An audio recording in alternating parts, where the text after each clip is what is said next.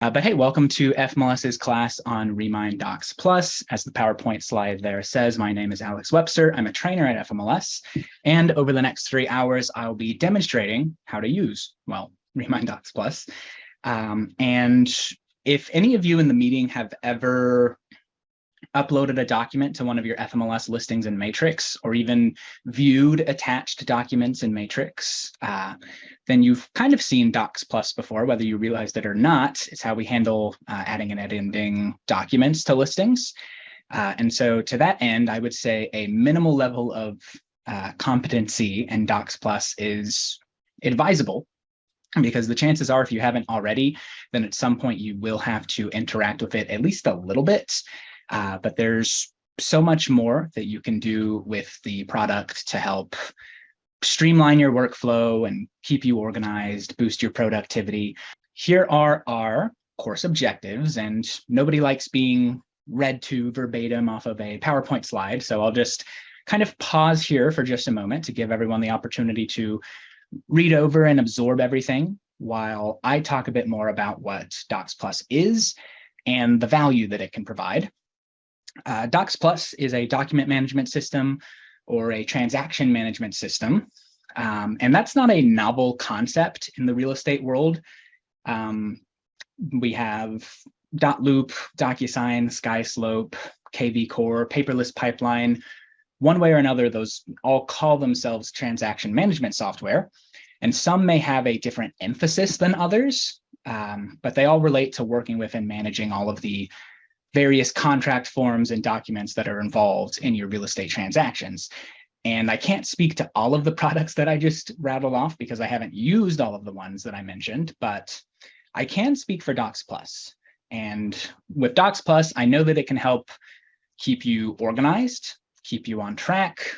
It can also save you a lot of time.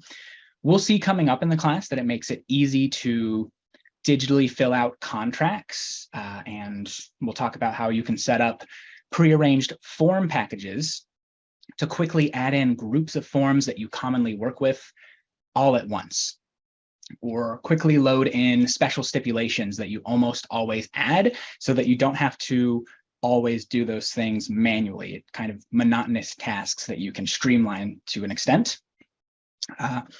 And then DocsPlus may also save you money because it's already included as part of your FMLS membership. So you all have access to it right now, whereas those other transaction managers I mentioned have an associated cost. Maybe you're provided an account by your broker, but I know some brokers even have plans where the inclusion of that kind of extra software costs you more. But if nothing else, you'll have the opportunity to check out this alternative, and by the end of class, you can decide for yourself which one you like the best. And like I said in the previous slide, if nothing else, you can get 3 hours of CE credit, right? But we've got a lot to cover. So rather than spend any more time telling you what you're going to see, let's just dive into it.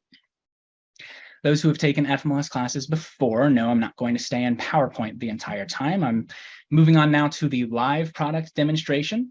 And at this point, I would like to extend the invitation if you would like to follow along on your own device, if you feel like that would help you absorb the information better, then you're welcome to do so. Whether or not you want to may depend on your learning style. So if you would rather just intently focus on my shared screen here and make sure you don't miss a step, then by all means, feel free to just watch. You may see my mouse pointer pulsing throughout the presentation like this. That's just my way of trying to help you find it on the screen. Nothing funny is going on. And then another factor that may influence whether or not you want to try to follow along with me is, frankly, your home office setup. I have 2 monitors here, so it would be very easy for me to both watch the instructor on one screen and then follow along on the other.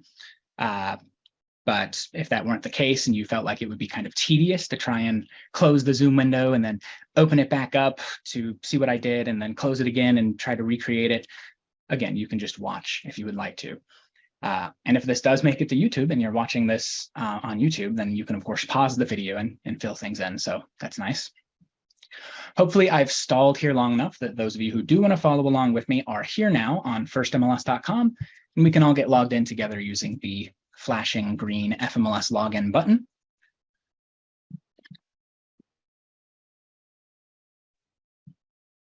which brings me to the FMLS member homepage. And I'm going to pause here for a second because there are some highlights that we like to hit in all of our FMLS classes here on the homepage.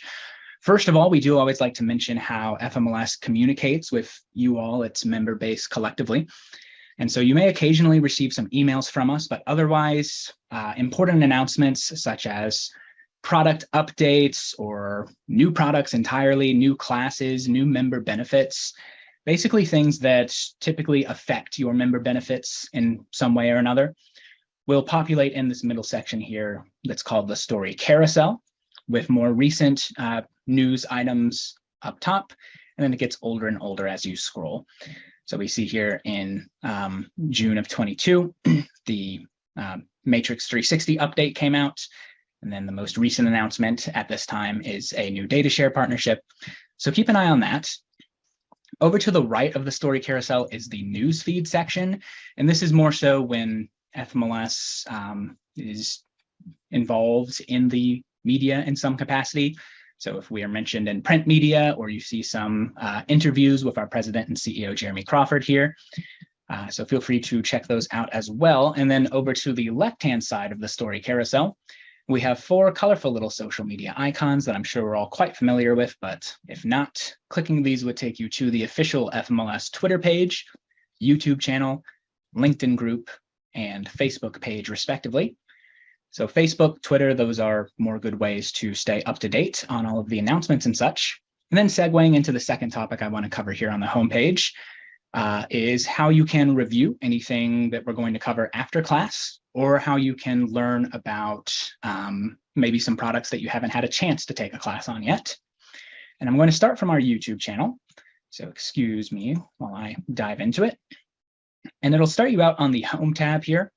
What you probably want to do is navigate over to the Playlists tab, sort of in the middle here. And that will show you a list of video playlists that are categorized by product. And so something that I didn't mention in the PowerPoint is that DocsPlus is kind of part of the Remine umbrella of products that also contains Remine Pro, which is a searching tool, and then Remine Add Edit, which is where, intuitively enough, you can add and edit listings with the specific advantage that allows for dual entry. So if you're a member of both FMLS and Georgia MLS, you can use Remine Add Edit to just fill out one listing input form, and it'll send the information to both MLSs. But so you will find videos on all of the Remine products within the Remine playlist here. So feel free to use that to review. You can skip around in the video. You can watch different speeds. You might find that helpful. And then back on the member homepage here, another option you have is if you hover over the support tab at the top of the page, one of the top 2 options available to you is the knowledge base. Clicking into that, once again, gives you a breakdown that's first sorted by product. And you would once again click Remine. And it is then subdivided by category, or in the case of Remine, subdivided by those other products available in sort of the Remine suite. And so farming is documentation on Remine Pro. And then down here, we have Add Edit for documentation on that. And then perhaps the largest section, DocsPlus. And so the way this works is if you see a topic that pertains to what you were looking to either learn or review, let's say you wanted a refresher after class on working with packages and customizing forms, you would simply click that linked text and it'll open up an article giving you sort of a step-by-step breakdown. So keep that in mind, that's available to you. And without further ado, I'm ready to go ahead and dive into our featured products today. If you were just trying to get to DocsPlus as fast as possible, then you could hover over the products tab at the top here. And at least at this time, Remine DocsPlus is featured in the drop-down menu. The contents of this drop-down menu may change over time. And so to get the full list, if needed, you can either click the products tab instead of just hovering, or click the product directory option in the drop-down menu.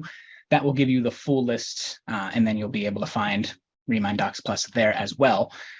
What I'm actually going to do is start from perhaps what could be considered like the parent product. which is Remine Pro, or sometimes referred to by FMLS as Remine Farming, or even you can think of it as just Remine. And the reason I'm going to start from there is just to introduce some concepts that are going to be relevant for us as we navigate into DocsPlus. So if you're following along with me, you're welcome to just click Remine DocsPlus. I'm going to start from Remine. So I've been brought now to the Remine daily dashboard, kind of like the home page here in Remine Pro. And something you'll notice, contrary to maybe some other systems you're used to, like Matrix, is the navigation to different parts of the system is not handled by tabs along the top of the page, but instead tabs along the left-hand side here.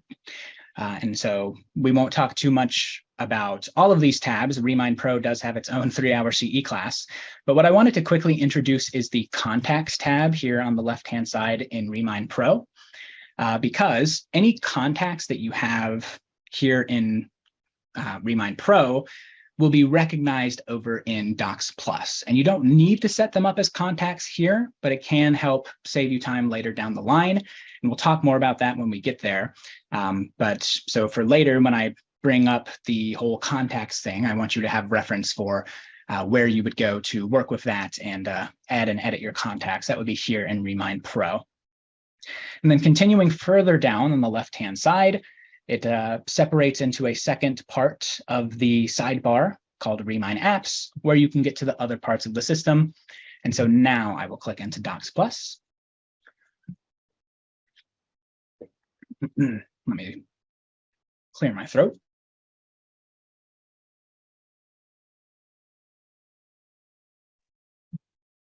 All right. So regardless of whether you went through Remine Pro with me or if you clicked here directly, you should be here now on the Remine DocsPlus dashboard. And similar to Remine Pro, where we just were, the navigation is handled in a sidebar along the left-hand side of the screen. We're going to dive into, I think, all of these tabs rather thoroughly throughout the class today. But just to briefly acquaint you with each of these, and so if you're a note taker, now's the time to get out your pen and paper as I sort of introduce some concepts. Dashboard, that's where we are now. It's just sort of the landing page here in DocsPlus, and you have some quick action buttons, like you can quickly start a new transaction folder or quickly upload a file from your device to put either into your existing transaction folders or start a new transaction folder using that document. So if you have like a brokerage engagement agreement that you've completed, you have it fully executed offline, physically in person, it's already filled out, you could upload it to start a transaction file instead of creating a transaction and loading in a blank one, for example. And then this bottom section of the screen, as long as you're on the Edits tab, it will show you documents that you've recently modified or recently uploaded. We also have the Submissions tab, which we'll talk about in just a second, and then Announcements, which will just come from DocsPlus. The My Transactions tab on the left-hand side will have a list of all of your existing transaction folders. You can also start a new transaction from here. The Package Library is something that we sort of saw on the PowerPoint slide. This is how you could group in forms that you commonly work with so that you can just load them in all at once instead of having to track them down each and every time you make a new transaction folder. If you know that there's always sort of like the same set of contract forms that you're going to be working with, then you can create packages and just select from those curated lists that you've created rather than scrolling through the entirety of the forms that are available in the system. And then speaking of all of the forms available in the system, the form library here houses all of those. And so here is where you can access blank forms if you just wanted one to download to your PC so that you could print out a blank form, for example. And then remind me later in the class and I'll show you how to access the GAR form and RE form indexes from the form library, because that can be helpful in terms of helping you do some searches in the system to know the form names. Clause library is where you can make packages of custom special stipulations. So I think Georgia is the weird one in the national scheme of things in terms of calling them special stips. Remine is a national product, and so it calls them clauses, which I think is the more commonly used term. But clauses are special stipulations, and basically if you have a set of special stips that you commonly write in for your clients on whatever contracts you're working with, or maybe your broker has some custom special stipulations, then you can go ahead and sort of set them up in advance and house them in a clause library that you've created, like a clause folder. And then you can load them in instead of having to repeatedly type them in every time you have a new transaction. Checklist is whether or not you want to use it kind of depends on you as a person. I can be a bit scatterbrained, so I feel like I would like to use checklists, but this is basically where you can make a task list of to-do items, and then you can attach relevant ones to your transaction folders and kind of keep yourself, hold yourself accountable and make sure that you have done everything that you wanted to do. And then my submissions, you'd have to ask your broker if they use this or if they'd be willing to use this. But this is basically a document review system here within DocsPlus. You can submit either forms in a transaction folder or entire transaction folders for review by your broker.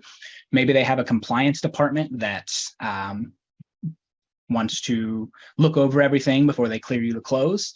So you could handle those submissions here in DocsPlus if your broker would be willing to do that. They may have their own system they'd prefer you to work with in that regard. You would just have to ask them. And then settings is where we're about to spend some time to officially get class underway. But just to finish out the rest of the sidebar here, Pro would take you back to Remine Pro, the searching tool we were just in.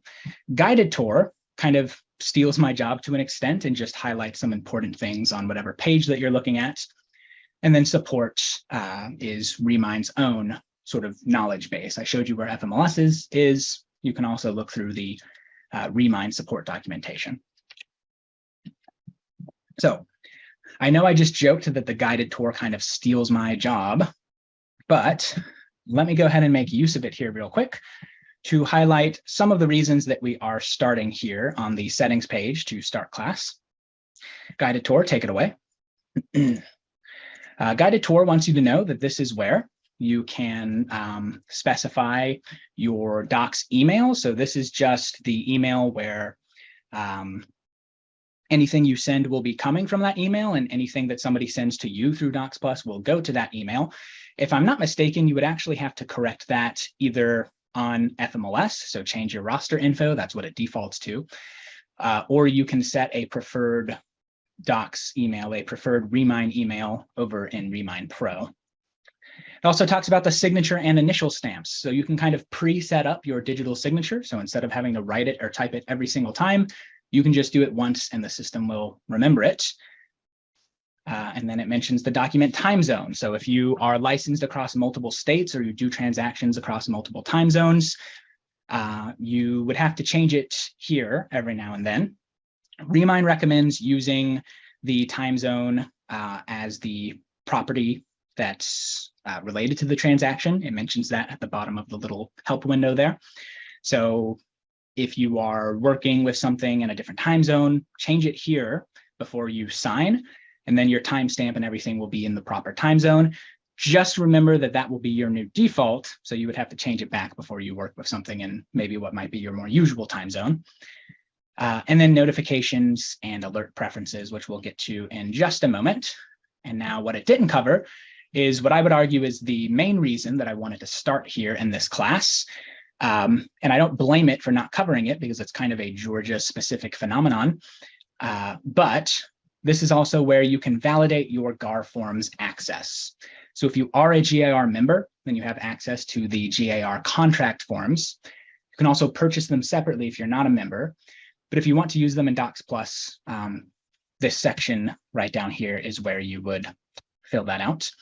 But let's just start from the top, shall we? Signature and initials is first. I already have mine set up, so I'm going to click the tiny little word edit here.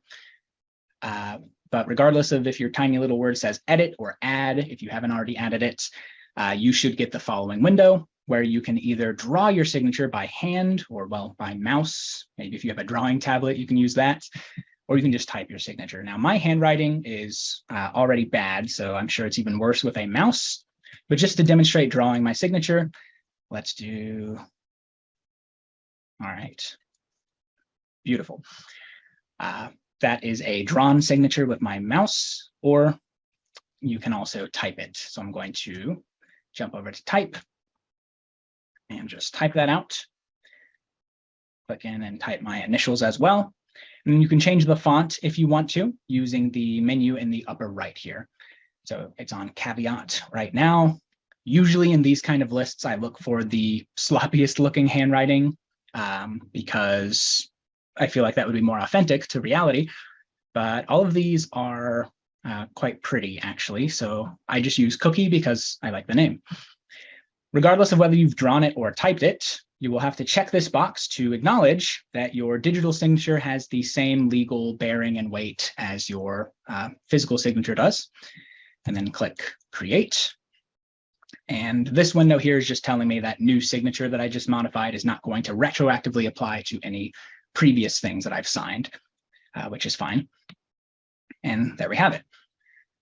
So moving on down the page here, now let's dive into this little section here, where this time the tiny little word says change. And this is once again where you validate your GAR forms access. If you don't have access to GAR forms, you're welcome to work with the RE forms, real estate forms, which are free to use for every real estate professional, licensed in the state of Georgia. They're legally binding and perfectly viable. In my examples that I do together with you all in class, I'll probably stick to the GAR forms because I feel as though they are more prevalent and I want to try to keep things relatable to as many people as possible. But I'll try to mention the RE form equivalents. Regardless of what form package you're using, though, everything that I'm going to be showing you in the system in terms of functionality is the exact same, whether you're working with GAR forms, RE forms, or if you're not in the state of Georgia and you're watching this, it would work the same with your forms as well. So I already have GAR forms access through what is called a forms purchase ID number. And so I mentioned that if you're not a member of a Georgia Association of Realtors, you can purchase the forms separately. And if you wanted to do that, you would click this link right here. They cost about $250, maybe like $259 now, I think. And you are purchasing them through the end of the year, and it's not prorated. So if it's kind of near the end of the year, keep that in mind. You're not going to necessarily get your full year's worth of money out of that purchase. And then alternatively, if you are a member of a Georgia Association of Realtors, then you have a NRDS number, which I think is National Realtor Database System ID, but lots of people affectionately refer to it as your NERDS number. If you don't know your NERDS number, you can click the little look up NRDS number link down here. And then regardless of which ID you're using, type it up here and then click confirm. And if this is the first time you've used the system this year, just erase whatever you've typed in if it's a NRDS number, and then type it back in and then click confirm, and that will kind of refresh it for the new year for you. If you want to, you can also make sure that your realtor membership is correct here. So whatever board that you are a part of, if you are a part of one, you can specify what it is here, and it might be populated into certain information on certain contract forms. Kind of talked about the document time zone. To edit it, click the tiny word edit and use the drop-down menu to choose what you would like to change it to. And then once you've made your selection, you would click the blue confirm button, and that will be the new default time zone for all new transaction folders you create and all new signatures you add. So be sure to change it back as needed. We move on down now to the bottom half of the settings here, which is mainly for alert and notification preferences. And most of it is really just for show, because if I try to uncheck these top two boxes, I can't. I guess, it's just letting you know that you're going to receive an email if a document is shared with you. So if a document is sent to you through DocsPlus, and then you're going to get a summary of your signing sessions at the end of the signing session. What you can turn on and off, though, optionally, is whether or not you would like to receive an email if a recipient has even opened whatever you've sent to them. So if you want to cut down on the amount of emails you receive, feel free to check this box off. And when it's blank, you won't get sort of a read receipt. But if you do want a read receipt, turn it on. And I feel like it could be a good idea. It can kind of hold people accountable, I guess, if somebody tries to argue that you didn't submit an offer on time, and you can tell them, well, DocsPlus told me that you opened it before the deadline that you specified. So anyway, last thing that we'll talk about, so last thing for our curriculum here, is the Smart Alert preferences. You can toggle this on and off using this little button here. Just slide it to the left or to the right. I'm going to leave it on, and it'll make more sense once we actually get into working with the forms. So what I would suggest is just leave it on for now, and then you can decide later whether or not you want it. And if you decide not to, come back here later to turn it off. But basically, just to explain it for now, and it'll make more sense later. Every document that you load in natively from DocsPlus, so you choose it from like the DocsPlus form finder, is going to load in not as a PDF, but as what is called a smart form. And the smart form is part of what's going to help streamline the digital filling out of the contracts. It's a lot better to work with than traditional like PDF markup controls, because it can detect each and every field within the contract where you are able to add something. So anything that's not a pre-written part, anything where you as the agent are able to specify something or modify something, write something in, the smart forms detect those, and it uses that power for good in many cases, because I'm kind of getting ahead of myself, but it will help you quickly jump around to the actual relevant parts of the forms that you're filling out. But then another thing it does, because it can detect all of those fields, is if you leave one blank, it's going to let you know. That's what the Smart Alert preferences pertain to. And reason that it can frustrate some people is because oftentimes there's things that you're leaving blank on purpose. But if you actually did ever forget to fill something that you probably ought to before you send it off to a client or send it off to the other side of the transaction, like the other agent, it might just save you. So I say leave it on for now. Let me demonstrate it, and then you can decide if you want it off or not. But we are through now with the settings menu. So let's go ahead and officially dive into starting a transaction, which I'll go ahead and do from the dashboard. You could also start from the My Transactions folder. In either case, you'll see a blue button that says Create a Transaction. Excuse me while I hydrate. All right. So like I said, you can also create a transaction file folder from uploading a file from your computer. And I'll demonstrate both of these buttons by the end of class. But for now, let's just start on the left-hand side with the Create a Transaction button, which opens up the following menu for you. The first field here is just a toggle to select the type of transaction, be it a sale or a lease. And then you select which side you're representing, either the buying side, the listing side, or in the unique case of dual agency, you can specify you're representing both sides. I'll do an example with both sides because there's some unique circumstances you may encounter on both sides. But I will start with the buying side here for our first example. And I'm going to go ahead and click to the next step. Here, the only thing you need to continue is a transaction name. And so if you were working with the listing side, then I feel like what's natural for a lot of people is to just use the name of the, property address of the listing. And in fact, here in the address field, one below the transaction name, if you put in an address or if you put in like an MLS number, it will actually pre-populate the transaction name as that property address for you. But you can always name it whatever you'd like. You can organize and name your folders however you like.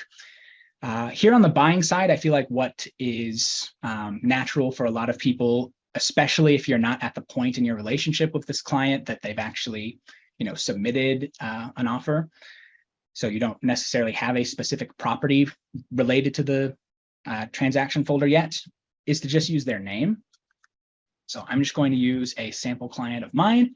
If you're following along with me, you're welcome to use a different sample client name, but that's what I'll type into the transaction name. For address, we're going to skip it because if I just started working with Andrea here, then I don't really know a specific address that I want associated with this transaction folder. But I do at least know her name. So even if you've just started working with this person, I would hope that you know their name. And I entered DocsPlus from Remine Pro because I wanted to introduce the concept of the contacts sort of syncing up with Remine Pro. And so here is my first example to demonstrate that.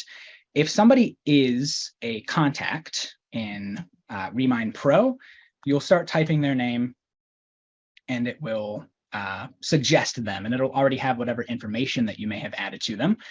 But again, that's optional. It can save you time if you do already have your Remine contacts set up.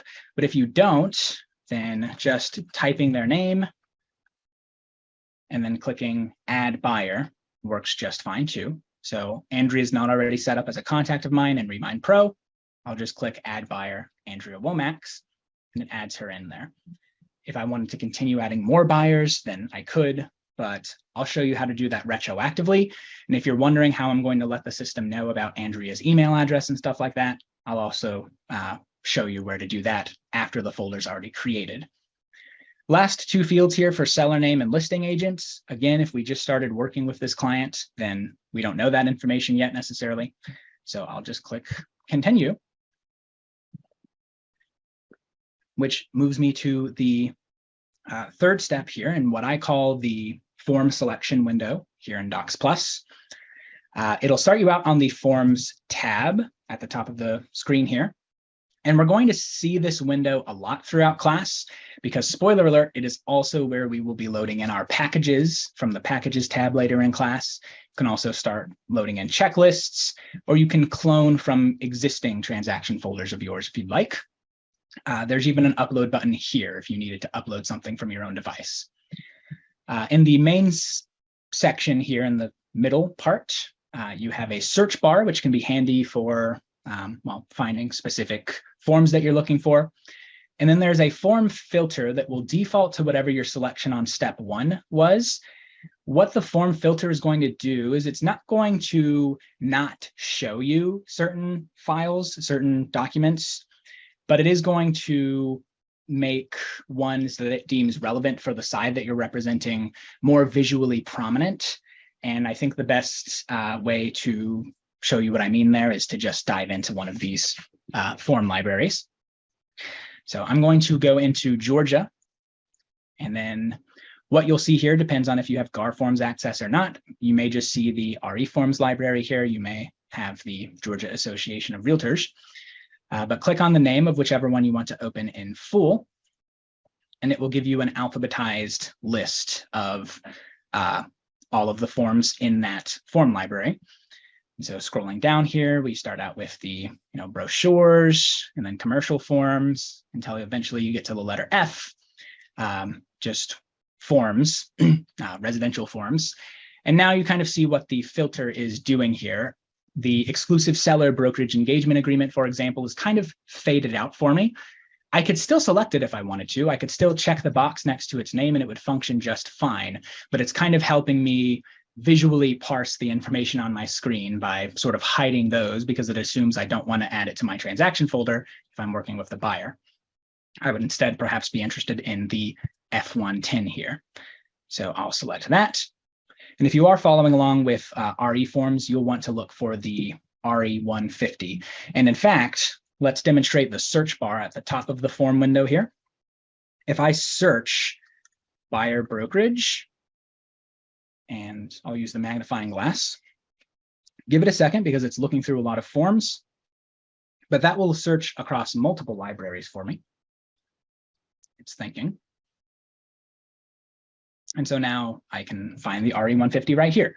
And scrolling up, because F comes before R last I checked, there's the GAR forms as well. So the search bar can be a little bit more useful than just manually scrolling through the alphabetized list, perhaps. But you'll see here that there's still a lot of contents in my search. There's still a lot that I would have to kind of scroll through to find what I'm looking for. And so I mentioned earlier that if you know the form names, then searching by form name could perhaps be the fastest thing to do. So if I just type in, let's say, let's skip to the fun part of the transaction and go ahead and just add a purchase and sale agreement. So if I just type purchase sale up here, that should find me both the GAR forms purchase and sale agreement, and then also the wordier RE forms contract for the purchase and sale of residential real property, which DocsPlus shortens to, it shortens it to contract for purchase sale of residential. So that's why I searched in that particular way.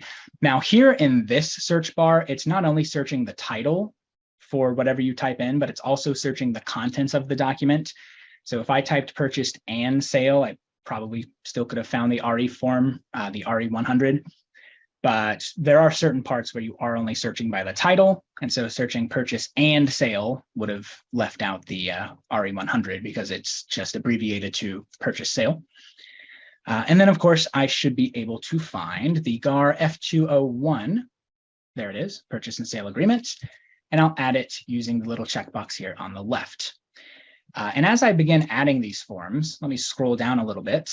They'll begin populating down here in the My Selections portion of the screen, where if you change your mind on one of them, you can click the little X.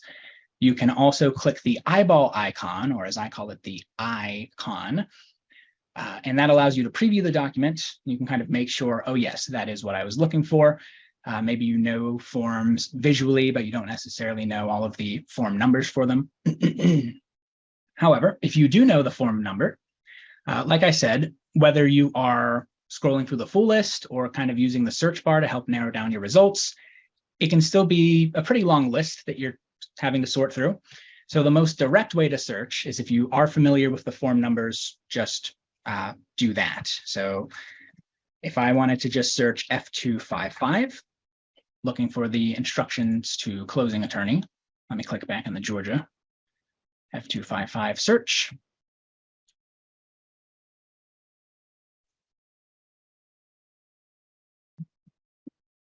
You'll see it returned a lot less for me to have to look through. So that's how that can be more direct. And I'll go ahead and add that as well. And if you're following along with RE forms, you'll want the RE115, the commission acknowledgement. So I'm going to proceed with my selections as follows: the F110, F201, and F255. You can sort the order of these once you create the transaction. You can also sort them here if you like by just click, hold, and dragging your mouse up and down.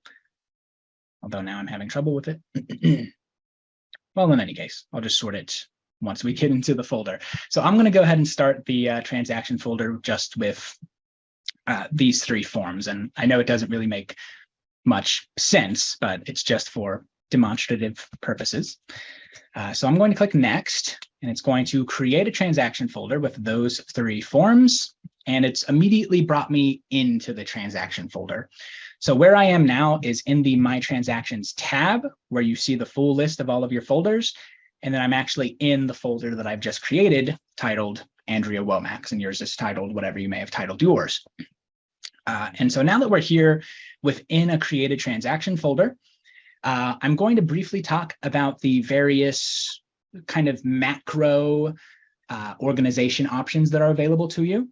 And then once we cover those, we'll get more narrow into actually working and filling in the forms themselves. But let's talk about what we see on the screen here. And sort of the layout of everything will be duplicated with all of the other tabs in the system. So it's important to kind of familiarize yourself with everything up front.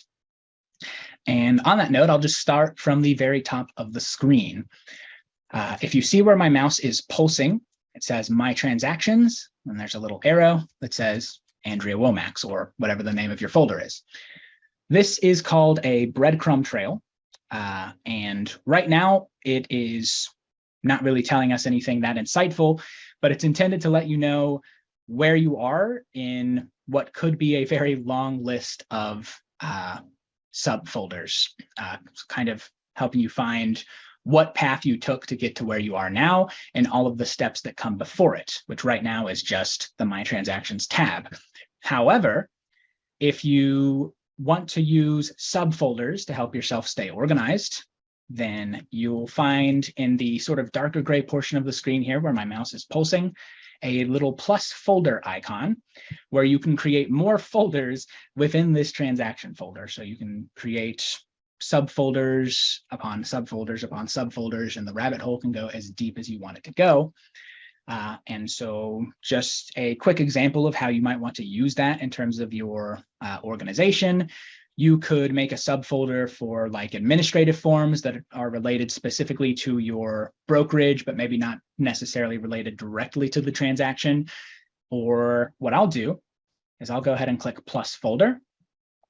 And maybe if I'm done with a document in this transaction and I don't really want to work with it again, and I don't want it taking up my mental energy by being on my screen, but obviously I, of course, don't want to delete it either.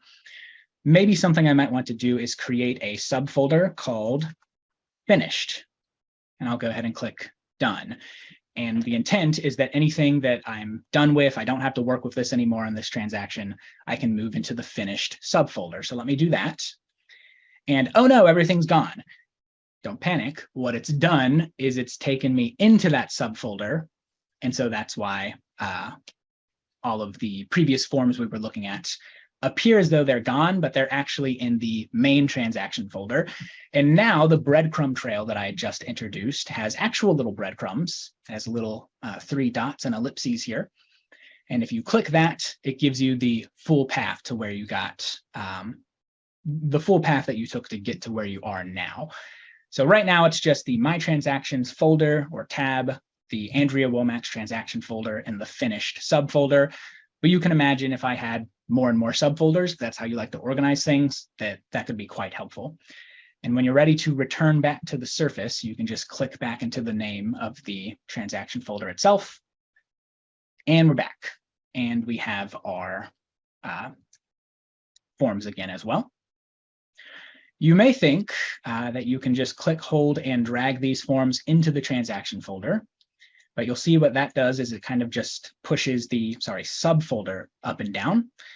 And what you'll actually want to do to move them into the subfolder is something that I'll cover more thoroughly in our second example when we're working on the listing side.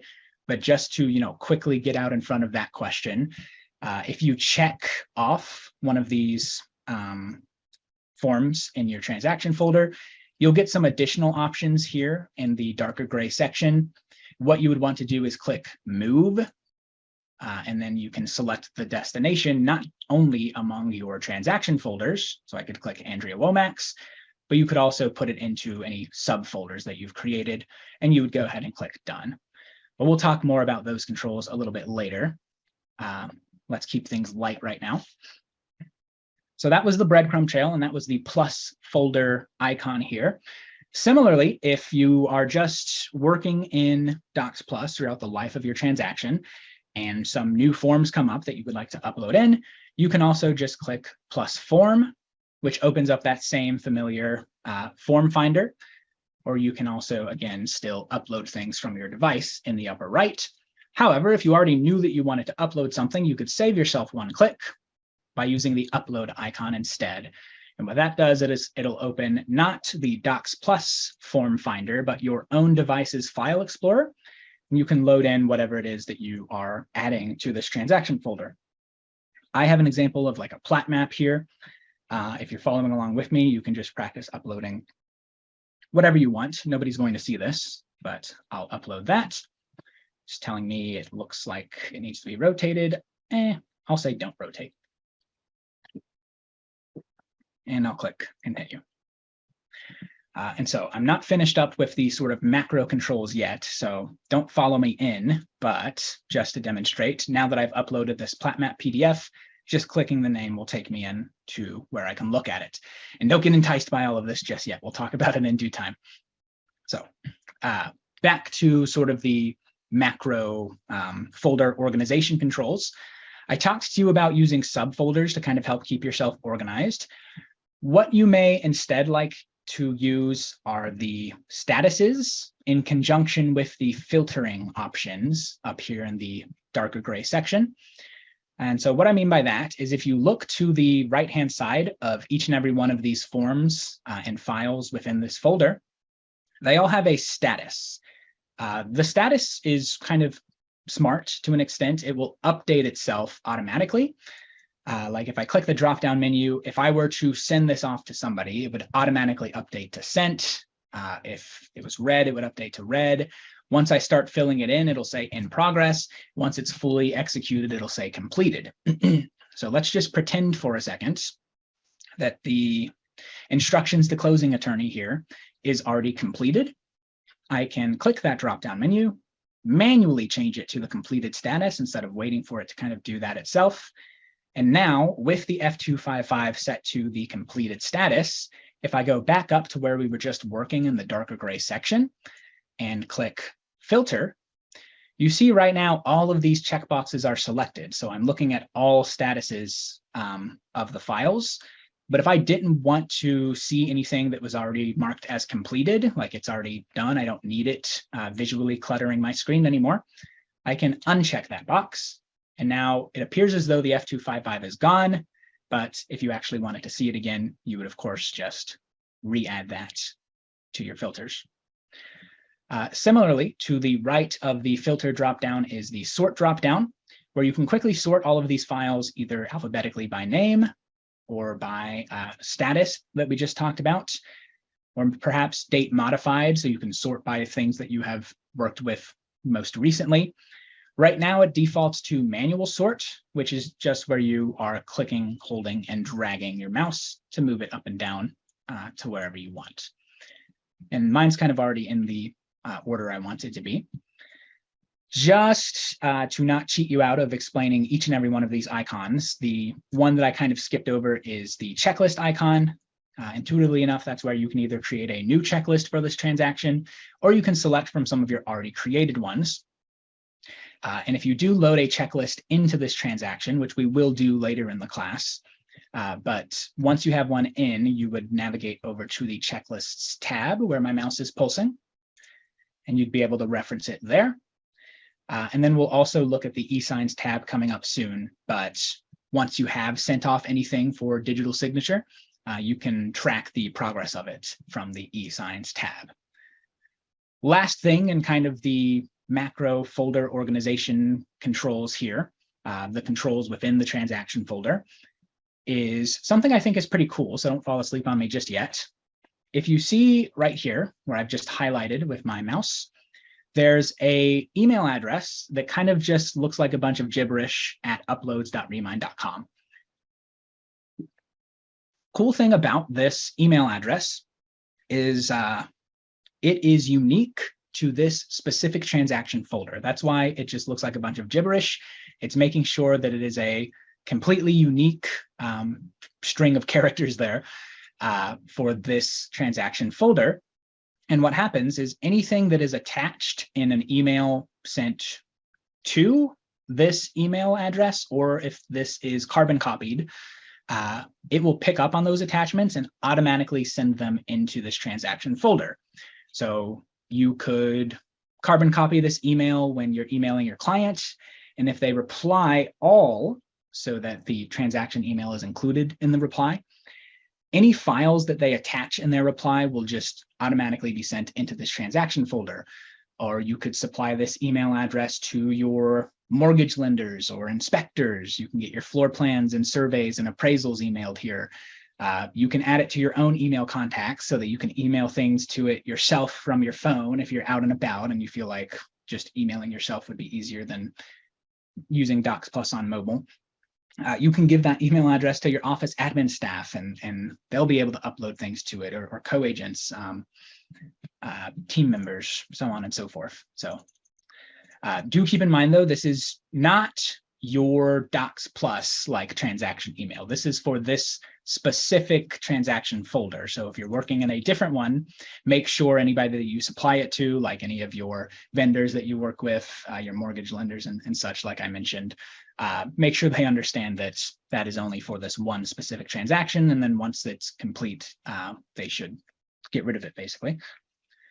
But all right, that is all of the macro controls. Let's get into the micro elements by actually working with one of these forms. And I think it's appropriate enough to go ahead and start with the buyer brokerage agreement, because until that's done, our client isn't even necessarily our client. So if you're following along with me, let's click in. And here's a smart form. You see it's sort of a digitally recreated version of the form. And there's a little blue tag hanging off the side of it. You can either tilt your head or just take my word for it that it says smart form, which is a concept that we talked about in the settings menu. And like I mentioned there, the cool thing about the smart form that makes it, in my opinion, a lot easier to use and a lot faster to work with compared to traditional PDF markup controls is that it recognizes all of the fields where you're intended to add anything. And let me just show you every flavor of smart form field that you may encounter. First thing we can fill in on the buyer brokerage engagement agreement is the term of the agreement. It may be hard to tell depending on what screen you are viewing the meeting on, but it's shaded in a slightly like darker gray than the white background of the form. Whenever you see that gray sort of shading, that indicates that it's a field that you can interact with. And it even turns blue when I hover over it, and it tells you what's intended to go in there. This is the starting date of the term of our buyer brokerage engagement agreement here. And again, if you're following along with RE forms, you won't find these exact fields, but the function should still be the same. And so when I just click that, it opens up a little calendar widget for me where I can select the date from that little calendar pop-up. I'll just use today's date as the starting date of the term. And then similarly for ending date, I can open that up and we'll go out like 1, 2, 3, 4, 5, 6 months.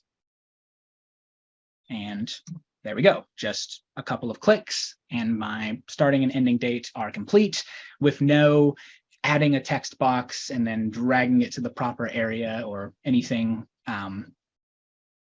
complicated like that. Similarly, you may see checkboxes here that are also shaded in that slightly darker gray. May be hard to see, but to prove it to you, let's just say my broker does not offer dual agency, and I just clicked into the checkbox and it checked it off for me. And right now, while it's still a digital version of the form, it kind of looks blue. Just take my word for it. If you were to print this, it would look like a more regular checkbox. But again, that was a lot easier to just click into the checkbox than it would be to like add a checkbox and then drag it to the correct place and make sure it's sized correctly and everything like that.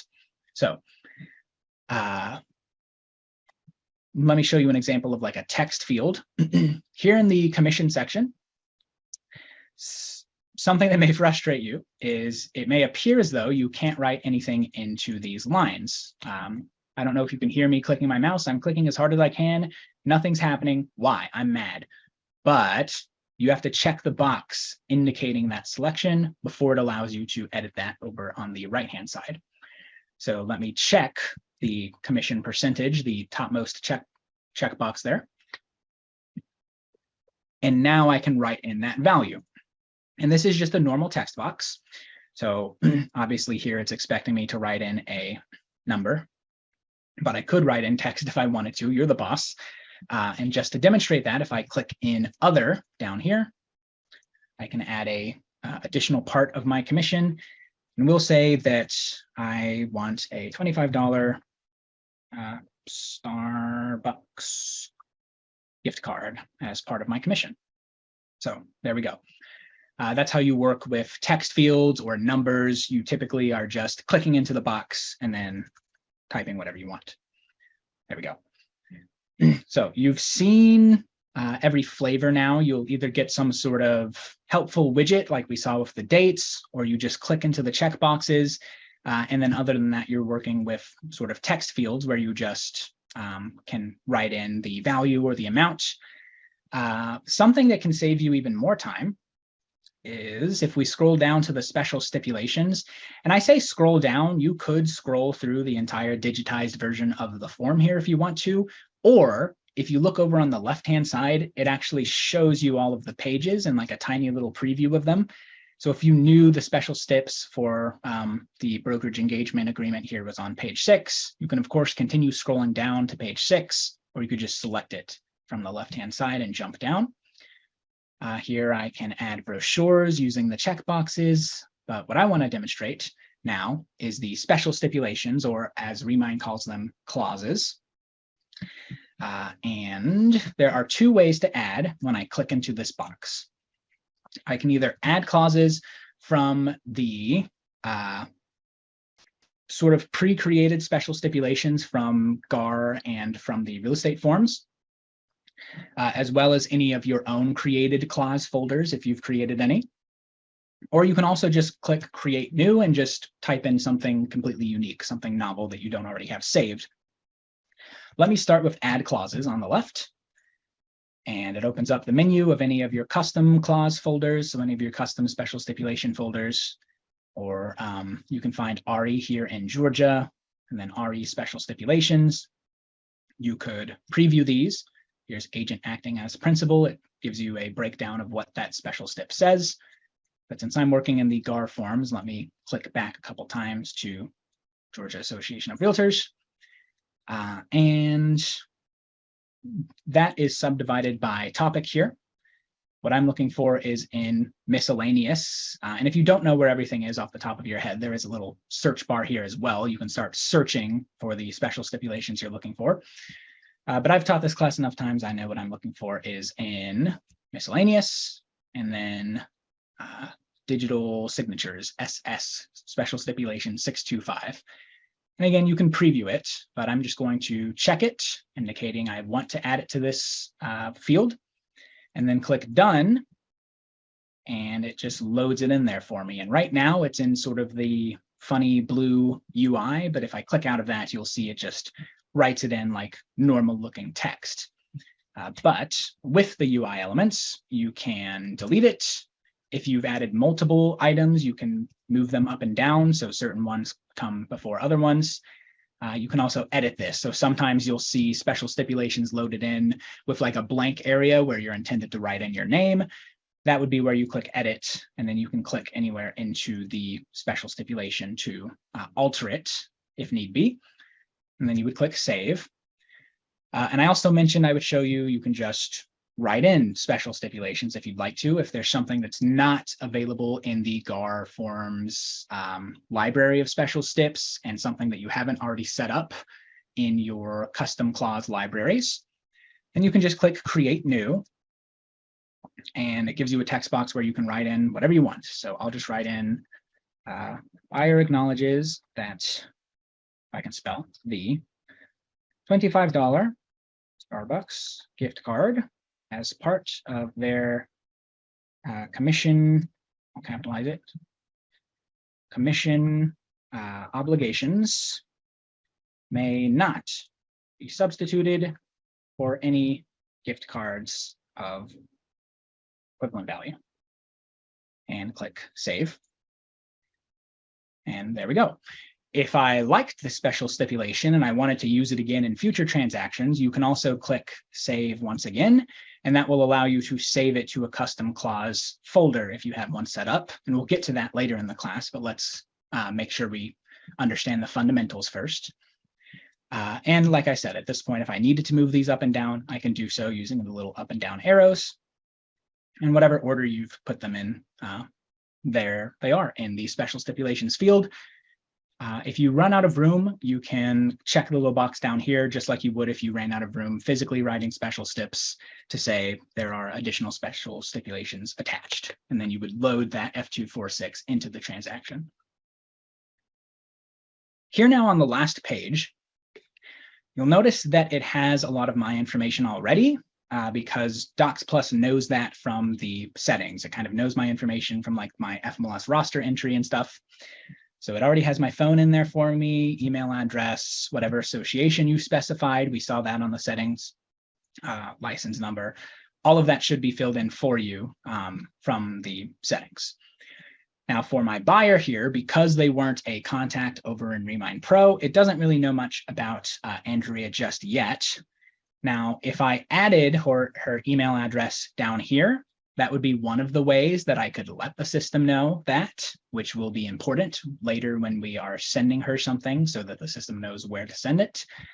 And then I'll show you a couple of other ways that you have as well.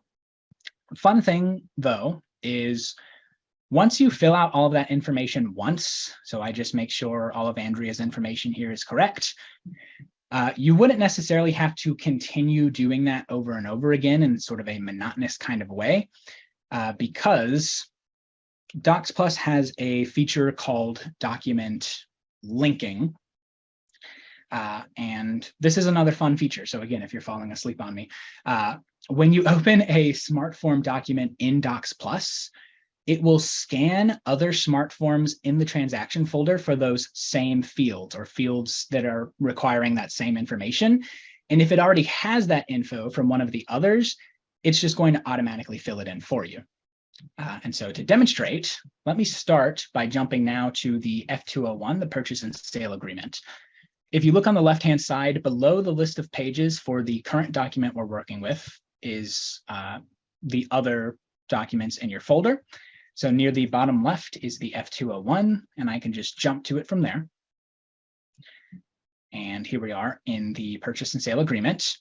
And let me just put in something for the property identification, which you'll also pleasantly find that DocsPlus will parse everything for me, so I don't have to worry about typing in the address and city and county separately. So let me just click in, and I will manually enter. Oh, well, let me. That's not supposed to happen. It's supposed to let me type stuff in. Oh, I can just start typing. I promise I know what I'm doing. Let me just start typing in 5457 Roswell Road. That's the FMLS main center. And you see, as I begin typing it, and this is where my confusion was coming in, as I begin typing it, it's going to start making suggestions for you.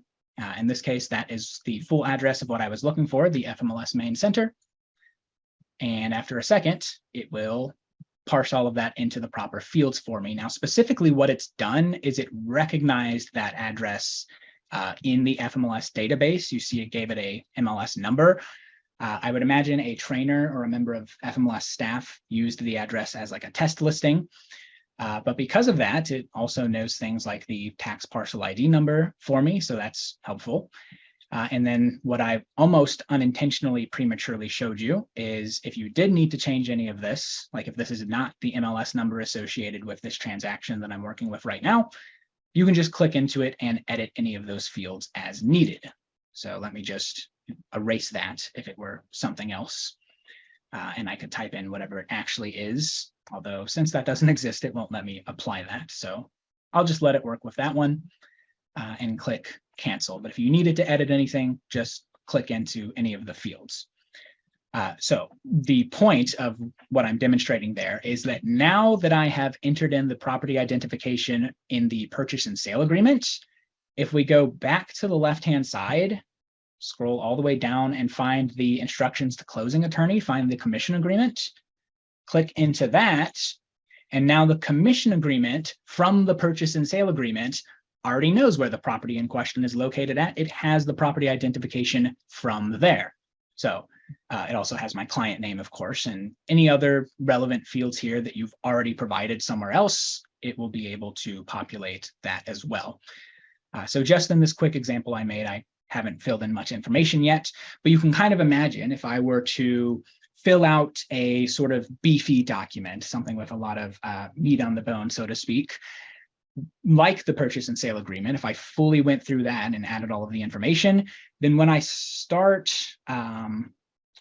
looking at the more ancillary documents in a transaction, the more kind of supportive, subsidiary sort of documents, it'll already have a lot of that information pre-filled in. Now, I think once upon a time, the document linking as part of the smart form features only linked from the first document in the transaction that you opened. Last time I looked in the Remine Support Center, the way that they described it is that linking will function until the first signature on any document in the transaction folder has been completed. So get as much in as you can while you can, because once it is signed by any party, it will stop looking to the other sections. It'll stop looking to the other forms for information. The linking stops at that point. But you'll still have the smart fields regardless. So it's still faster than traditional digital markup. And to that end, I would also still suggest starting with like a beefier document, starting with a document with more information, because then you'll probably have to do less duplicating of filling in the information, because it'll already know a lot of it from something like a purchase and sale agreement.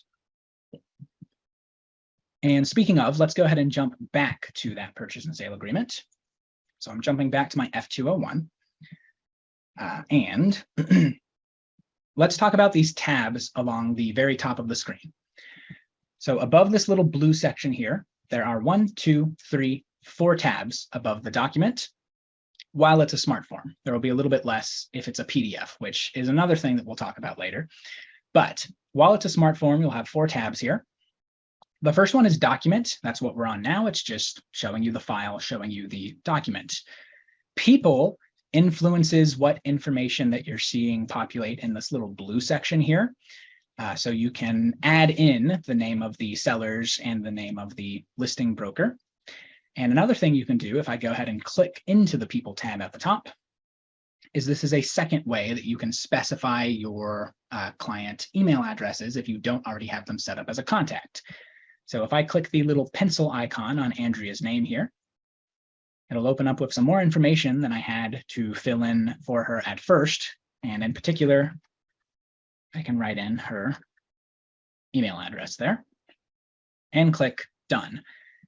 Another thing I mentioned is that you can add multiple buyers right from when you're creating the transaction folder, but you can also retroactively do that if need be. So if I needed to add a second buyer here, I can just either type in another name, like I can use our co-host and monitor, Eric Glauner, for example. If those of you following along with me don't necessarily have multiple email addresses you have access to kind of play with, something that you might enjoy knowing is that Remine has test contacts set up in the system. So I could just type test buyer, no spaces, and I can add test buyer Remine as one of the buyers in this transaction that I'm working with. And any emails that go to buyersample@remine.com will automatically be sent to whatever your Docs email is instead. So it'll go to you. But I'll just go ahead and add Eric and enter. And Eric, I'm not actually going to send you anything, so no worries there. But if I were going to send him something, I could again specify his email and click done. And let's go ahead and add a seller. We'll just pretend that our offer has been accepted here, and we have the full name of the seller and the name of the listing broker. And so I'm just going to use the test contacts for that, test SE for test seller Remine. And let's do test LI. It should find test listing agent Remine. Now we have all of the parties involved. And when I click back to document by either using the blue button there or clicking the document tab, you'll see that their information has been populated not only at the top there, but on the signature page, it should have their information there as well. Yes, it does. So back to the top. The Fields tab is something that I had kind of alluded to earlier.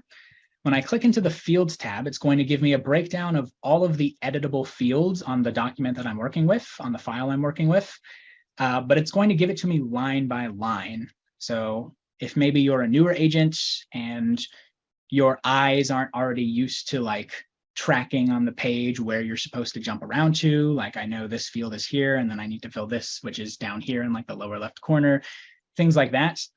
You may enjoy that this is just line by line, everything that you would possibly need to fill in just a straight up and down list.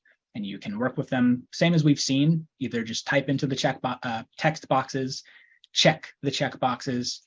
It all functions the same there. And then even if you're a more experienced agent, you may just find this, again, more streamlined because, you know, you can just start tabbing through. I can write whatever, tab, here's a date, you know, tab, jumped me down to the next page. Yes, tab, no, no, no. You get the idea. And so back at the top of the page, just to demonstrate, if I put today's date as the offer date, and I go back to the document tab at the top, you'll see it put it into the proper and correct place on the actual document itself, just from having filled it from the more streamlined Fields tab. So I think that's fun. And then the final tab at the top is History, which over on the right-hand side now gives you a line-by-line breakdown of all of the edits, all of the changes that have been made to this file. And the fun thing is, if you made a mistake, you can actually revert to previous versions at certain points. I don't know if I've reached a point in this one where I can revert to previous versions or not. But if you ever make, you know, too harsh of a mistake, I suppose, then you'll be able to jump back. But I can't do that yet, probably because it's still a draft. But another thing that you might like, or well, maybe your broker would be more interested in this feature than you would be, but you can actually download a PDF version of that line-by-line edit history. So if you ever needed to cover your you-know-what in terms of like whether or not you did or didn't do something wrong, you can download that audit report. It'll download to your device. And here you can see everything that's been done to it, the audit trail, as it calls it. So that's nice. Now, I'm excited to move into signing and sending forms. We still have a little bit of time before break, so let's just start on it now. And if it causes break to be a little bit late, I apologize in advance. But let's just dive into signing and sending forms. And to that end, let's jump back to the buyer brokerage engagement agreement on the left-hand side here, because once again, they're not actually your client until this is completed. So it ought to be the first thing we complete. To actually send this off, while I'm here looking at the documents, and I'll also mention how you can send it when you're not already in the document. I'll mention that later. But here, if you're already working with the document and you've just gotten everything filled out and now you're ready for somebody's signature, your two options are found in the upper right corners here, send and sign. Sign is what I'll start with first because it's a bit more simple. This is what you would use if you were ready to go ahead and sign this within your current browser session. So if you wanted to just go ahead and sign it yourself, you could. If you were with your client in person and you had your like laptop or tablet with you and you were ready to turn it over to them to have them sign, then you could both go ahead and sign it and have it fully executed. And so just to demonstrate, I will click sign. And it asks which documents I would like to sign. It defaults to selecting whatever you clicked it from. You can also make additional selections if you are ready to go ahead and sign multiple documents. But I'll just keep the F110 selected and click continue. And if you remember our discussion about the smart alerts, now you get to see them in action. So it's letting me know, hey, Alex, you left all of these fields blank. And some of them, it indicates with a little yellow caution sign, like, you know, you missed the first buyer's phone number. Maybe you want to put that in. But since it's a yellow caution sign, it's kind of like the system saying, it wouldn't be the end of the world if you didn't put it in, I guess, but maybe you forgot to.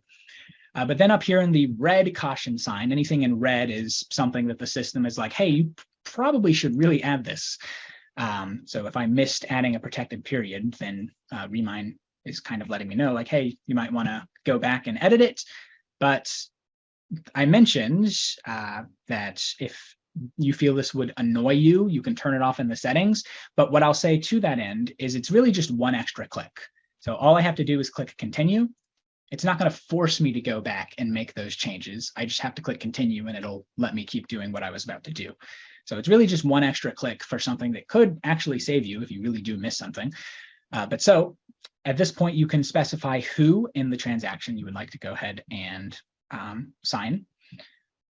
And even if you're just at home, you can go ahead and add your own signature. And if I click sign now next to my own name, it of course allows me just to click to sign because it already remembers my digital signature as saved in the account settings. And then the upper right, I'll click done. And it says your signing is complete. And you can either just go ahead and click I'm done, and then maybe you have to send off the document to be signed by your client. Or again, as I mentioned, if you are in person, if you're at a Starbucks with your client, I'm not sponsored by Starbucks or anything, by the way, I just like coffee. If you're in person with your client at a nondescript coffee house and you wanted to turn your laptop around and sort of slide it over to them so they can sign, then by all means, click sign as another. And it'll ask you to certify that you are in fact that person and you are not violating license law by forging their signature. And remember, there's an audit trail. And so I will sign as Andrea because it's not actually forgery because Andrea is just a fake client of mine. Don't worry. If GREC is watching, don't get me in trouble. I confirm that I am Andrea Womax and this is my email address. Or if you weren't, you would click I'm not Andrea. I'll go ahead and click done. And now it'll allow me to sign as Andrea. And it's going to jump down to the area where she is intended to sign. And when she clicks to sign, it'll give her that same option that we saw in the account settings. It doesn't already remember it for her because she doesn't have a DocsPlus account, presumably. And so she can either draw or type. We already witnessed the horror of me trying to draw, so I will just type it, acknowledge the legal bearing of the digital signature, click create, and in the upper right, click done. If there were anything else she needed to sign, it would automatically jump to the next one and then the next one and then the next one. But in this case, it just needs one signature from her, one signature, no initials. And so in the upper right, she is done as well. And so that is the sign button. And then I had mentioned that the send button is for if you are digitally sending it. So if you're going to email it out, you're not in person with them. And for that, since we just finished the brokerage engagement agreement, let me click now into the purchase and sale instead. So clicking into that, opening up that. Let's go ahead and this time use the send button in the upper right. And again, the F201 is all I need. I'll click continue. This time I should probably see a lot more smart alert caution signs. Yes, I am, because I've not really filled much out here. But I will click continue because it's just a class example. Don't worry about me, DocsPlus, but I appreciate the sentiment. And up here, it gives you a summary of the documents that you're sending. And then here are your possible recipients. And so I've added Eric as a buyer in this transaction. And so I can select either just one of my buyers, or I can select both. And if you're selecting more than one recipient, it activates the signing order feature for you. If there were any particular reason that I needed Andrea to sign first, and then only once Andrea is done, send it to Eric, then I can leave that on. Or vice versa, if I need Eric to sign first, I can click, hold, and drag him above Andrea. And then in that case, it's not going to send it to Andrea until after Eric is already done. If I didn't really care, I could just check off that green set signing order box, and it'll send both to both of them simultaneously. And then here's the third and final area, if you haven't already done it, to add an email address for your client. So if you've gotten to this point and you haven't already added it from somewhere else, I could go ahead and type in Eric's email if I wanted to, but I'm not actually going to send him anything, so I'll just check that off. Now, a question that commonly comes up, and y'all have been quiet in the chat with questions, so maybe you're bothering Eric privately, or maybe I'm doing a reasonably good job of explaining everything, but a question that often comes up is whether or not you can also set it up to send to the other side of the transaction. So basically, in my ideal world, I go ahead and sign it as myself, and then I email it off to my client, and my client signs it properly and doesn't do anything funny. And then it automatically communicates that acceptance by just automatically sending it over to the other side of the transaction. Just send it to the listing agent once my client is done. Well, one of the important things I said there is assuming that my client did everything correctly and didn't mess anything up. And so DocsPlus doesn't allow you to do that just because I suppose it feels that it's considerate. I suppose Remine considers it a bit irresponsible to automate that many moves ahead. And frankly, I see where they're coming from. So it tells me that I can't send to both sides simultaneously. Basically, what it wants me to do is verify and acknowledge Andrea's signature once she signs it, make sure it's all correct and everything before it just automatically gets whisked away off to the other side of the transaction. So would it be a nice convenience? Yes, but I see where they're coming from and not wanting to get like a bad reputation for people just kind of automating it to that extent. So what you would instead do is once Andrea signs and you acknowledge and confirm that it's good, you review it, then you could go ahead and send it off to the listing agent. And in fact, in terms of convenience features, you can automatically send it to any co-op agents that you've added to this transaction. And I'm ready to go ahead and actually send it to Andrea, I think. You can change the subject line of the email here. It defaults to just your name has shared name of document with you. You can erase that and put whatever you want. And then you have 1,000 characters to work with for the body text of the email, but I will just write, please review and sign if you agree with the terms. And I'll go ahead and click send. And off it goes. And it was reminding me there that once it's completed, please remember to send it to the other side. So thank you for the reminder there, DocsPlus. And now while that's sent off and while Andrea's waiting to receive it, let me go ahead and click the back button, not in my browser, but the little blue back button in the upper left below the back button in your browser to go back to the transaction folder here of ours. And if I click over to the e-signs tab that I had mentioned earlier here, you'll see that it says that that document that I had sent is now in progress. So I've sent it off. It's not completed yet, though.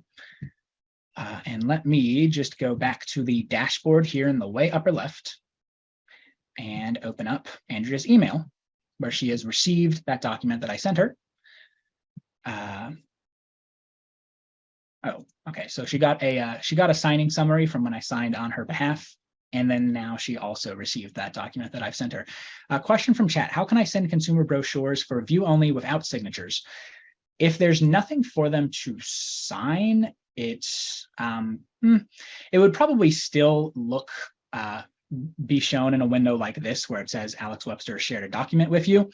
But when they go ahead and click into it, like if Andrea clicks into the F201 here, there probably wouldn't necessarily be a place for her to sign. However, she could still review it. So hopefully that answers your question.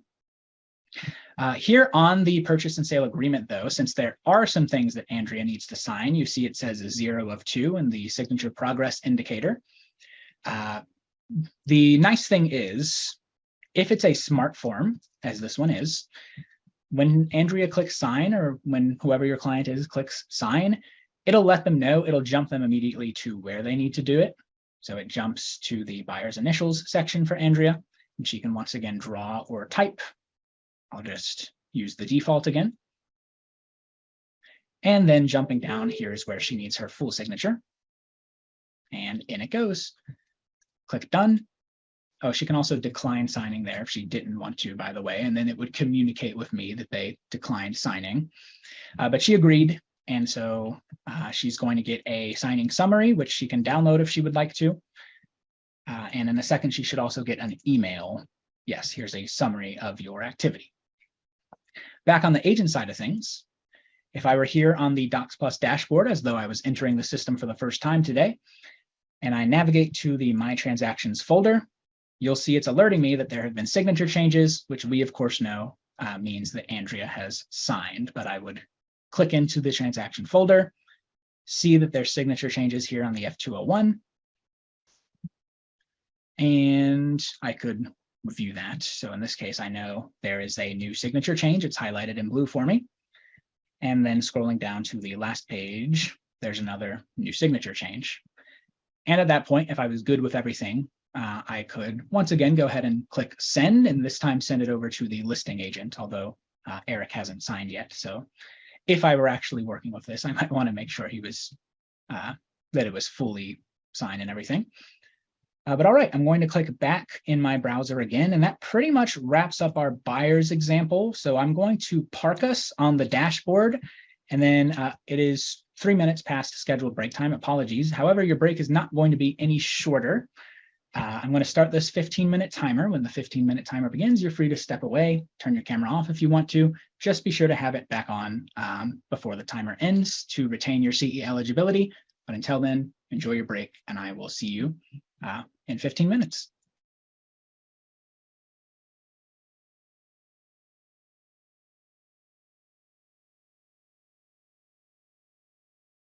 All right.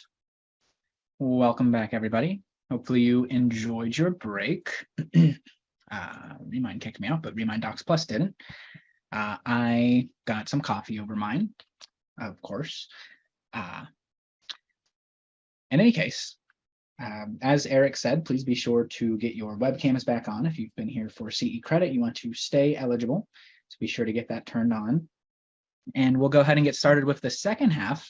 Now, in the second half, I'm going to create another transaction folder, this time from the listing side. So the previous one we worked with was on the buying side. And some things that we'll be able to talk about on the listing side that you may encounter is uploading documents is something that may more commonly come up when you're on the listing side, because you might be uploading, for example, an offer from another agent that you received. And what that's going to do is, because it's not natively loaded from DocsPlus, it's not going to open up as a smart form. It's going to open up as a PDF, in which case you will have to use those traditional PDF markup controls that I was kind of negging in the first half of class, but they're really not that difficult to use. So I'll demonstrate the functionality with all of that, what you would have to do if you either were forced to work with the PDF controls, or if you just prefer the PDF controls because maybe you're used to them through other PDF markup tools. So, and then of course, we will also, after that, go through all of these other tabs on the left-hand side. And so that will be the end of the fundamentals. And then the tabs are really where you can get into a lot of like the time-saving features, maybe some of the advanced features that I think a lot of you will really appreciate. So thank you for your attention so far, and let's go ahead and dive in. I'm going to once again create a transaction from the left here.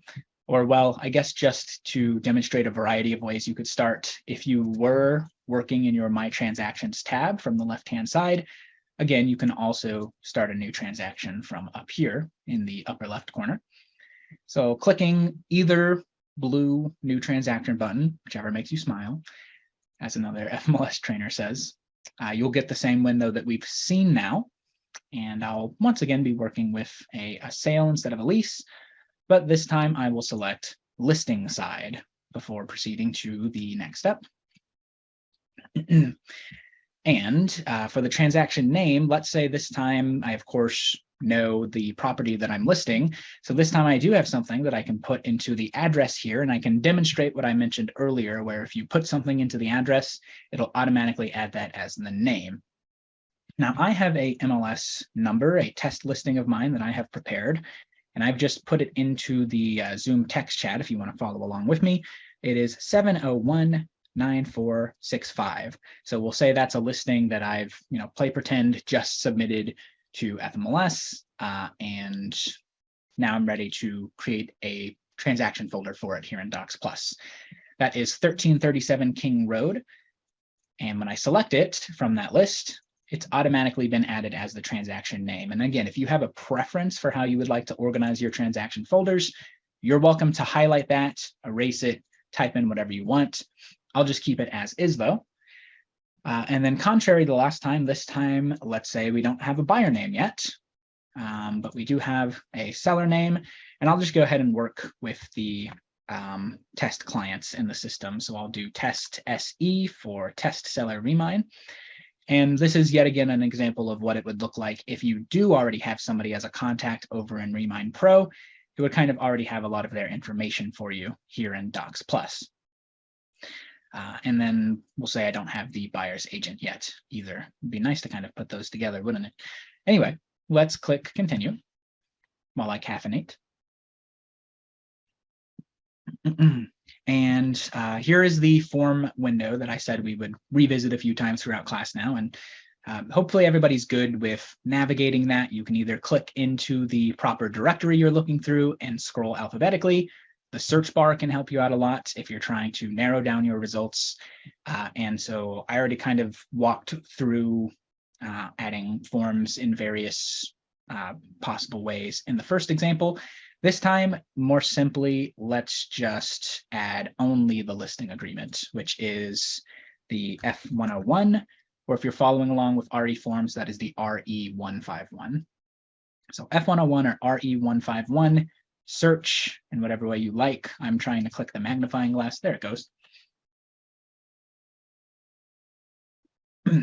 There's the exclusive seller brokerage engagement agreement. Once again, just as review, you can remove it if that's not what you were looking for. And to tell whether or not it's what you were looking for, you can click the icon to open up the preview of the document. In this case, that's what I wanted to use. And I'm ready to create my folder with just that for right now. Maybe that's all I have. I just got the listing agreement signed, or well, I'm about to get the listing agreement signed maybe, because if I already had it signed, I would just upload it from my device. It's taking its sweet time right now. There it goes. So from here, we have all of the same controls that we went over with the previous transaction. I could click into this listing agreement to get it filled in, get it signed. But what I want to first exemplify from the listing side of things is, as I mentioned, how you could manage an incoming offer. I already have a sample offer pre-prepared. Those that are following along on their own device can feel free to upload like a random PDF or just a picture from your device, or you can just watch for this next part if you'd like. But narratively speaking, another agent has emailed you this offer, and you can save it to your computer. So you have it saved to your computer, and now you're going to load it in so that you can work with it in your favorite new system, DocsPlus, and send it to your seller and everything. Couple ways that you can go about uploading a file to a transaction folder. Since we're already here, what would be fastest is the upload icon from the controls that I had mentioned earlier. So you can do that if you want to. You can go ahead and do that. If we didn't just create this transaction folder and we were entering DocsPlus for the first time on the day, so we just got this offer, go to fmls.com, go to Remine DocsPlus, then you would be on the dashboard. And if you were on the dashboard here, the fastest would, of course, be the upload a file button here on the right. So I'll just show both. I'm going to click upload file, and it'll open up your device's file explorer. And I have my sample offer down here, but let me start by just using a picture, I suppose. So here's a picture of the property, perhaps, and I will upload that. Click continue, and it'll ask you, where would you like to put that? And I'm putting that in the 1337 King Road transaction we just made, or folder we just made, and click done. And it is uploaded, and it took me right back here. But again, if you're already in the transaction folder here, then you might instead want to just use the upload button here in the darker gray section. Remine is thinking right now. There it goes. Whenever you see that blue dot in the middle of the screen, that's basically Remine loading or thinking, as some people say, which I find amusing. But I'm going to click upload here to show you the other way. And now I'll upload my presumed signed offer.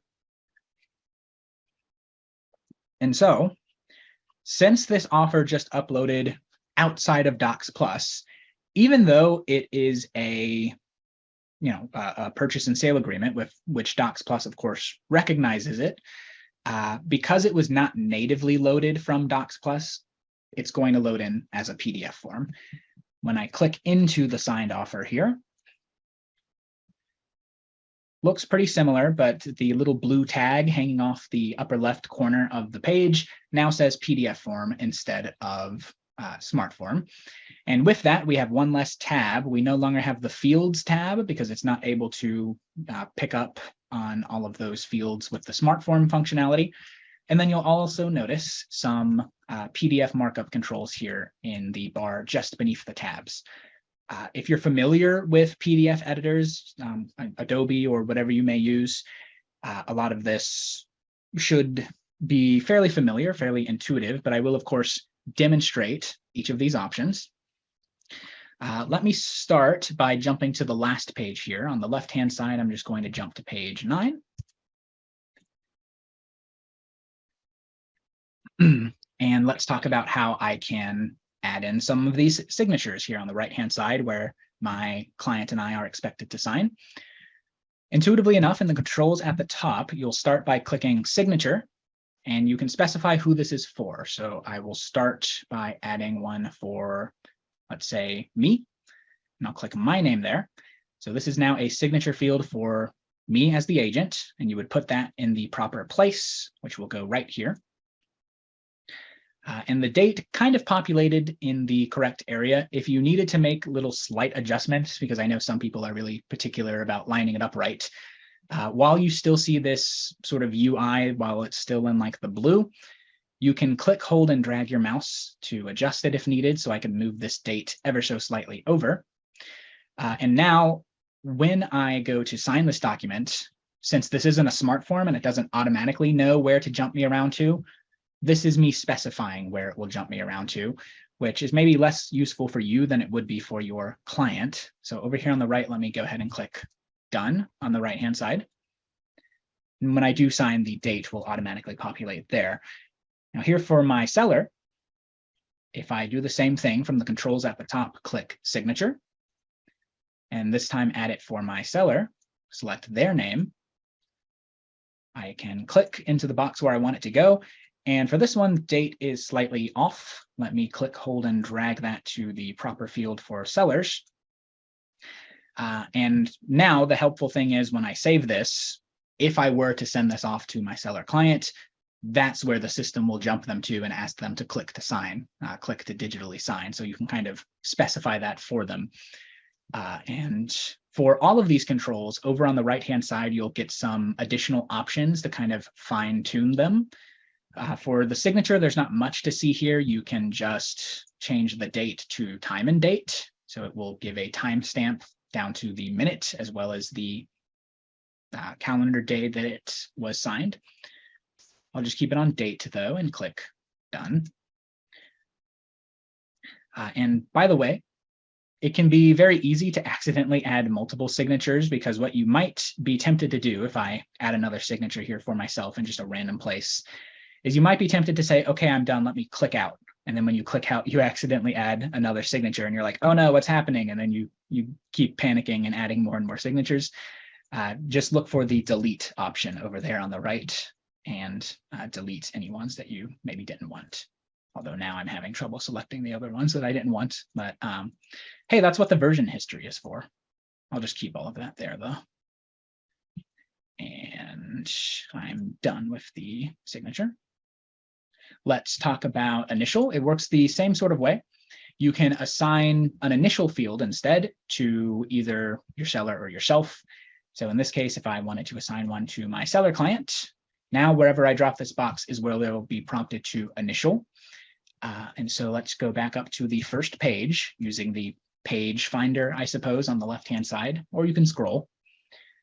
And back on the front, let us add the seller initials right there. And again, you can fine tune that to some extent over here on the right, but I'll just click done. And hey, while we're here on the first page, let's talk about some of the drawing tools that you have available to you if you are working with this offer you received. Clicking the little pin icon there gives you several options here. I won't necessarily demonstrate each and every one of them, but let me talk about some of the ones you may find yourself commonly using and what you might want to use them for. Straight line just allows you to, well, drop a straight line somewhere. So here is the proposed purchase price, and I can cross that out. And mine is in this kind of thick red line. If you're following along with me on whatever you may have uploaded and you're just sort of playing with the controls, yours may not look like that. Here's where the customization options over on the right come more so into play. I can change the stroke color. So if I just wanted it to be a basic strike through, I might want that to be black. And then you can also change the stroke thickness in pixels. And if I change that to be like 2 pixels wide, you see that looks more like a regular slash through the price. And you can still fine tune it by click, hold, and dragging if you needed to move it around at all. And when you start playing around, you can find some creative uses for some of these. So what I've seen another FMLS trainer do is go to yellow and then make it nice and thick and then lower the opacity. And it kind of becomes like a highlight. I don't know how that would transfer if you were to print this, but at least digitally, it looks kind of like a nice digital highlight. So that's fun. But let's just keep it as the regular strike through there. And in terms of the other drawing tools available, let me click done. Don't forget to click done. In terms of other drawing tools, you have the check mark. I kind of alluded to this earlier. This is what you have to do in lieu of a smart form. You choose your check mark, find which one you want to check. So let's say I'm going to add in something to earnest money C, add it there. And you have the same controls to kind of fine tune that. So click, hold, and drag to make sure it's in the proper place. And you can change the thickness, the color, and the opacity. Though with the checkbox in particular, the thicker it gets, the less like a checkbox it looks. So maybe if I made it really big, yeah. But I'll put that back to 2 pixels. We'll leave it there and click done on the right. Some other drawing tools that you might find useful are the crossed out rectangle, which is good for crossing out entire sections. I'm just going to click, hold, and drag to specify the area for that. Then you have the usual controls to change the color or the thickness. I can make it red and angry there, no inspection. And click done. And last one that I'll show, the ellipse lets you draw a circle, the rectangle lets you draw a square or rectangle, and then the freehand is just like actual markup where you click and hold your mouse to doodle whatever you want. And I can change that using the same settings as well. So I can make that a much squigglier squiggle that I've just created if I wanted to. So that's the drawing tool. And then the text box, which is the next option over, can once again be assigned. In this case, I'll just do myself.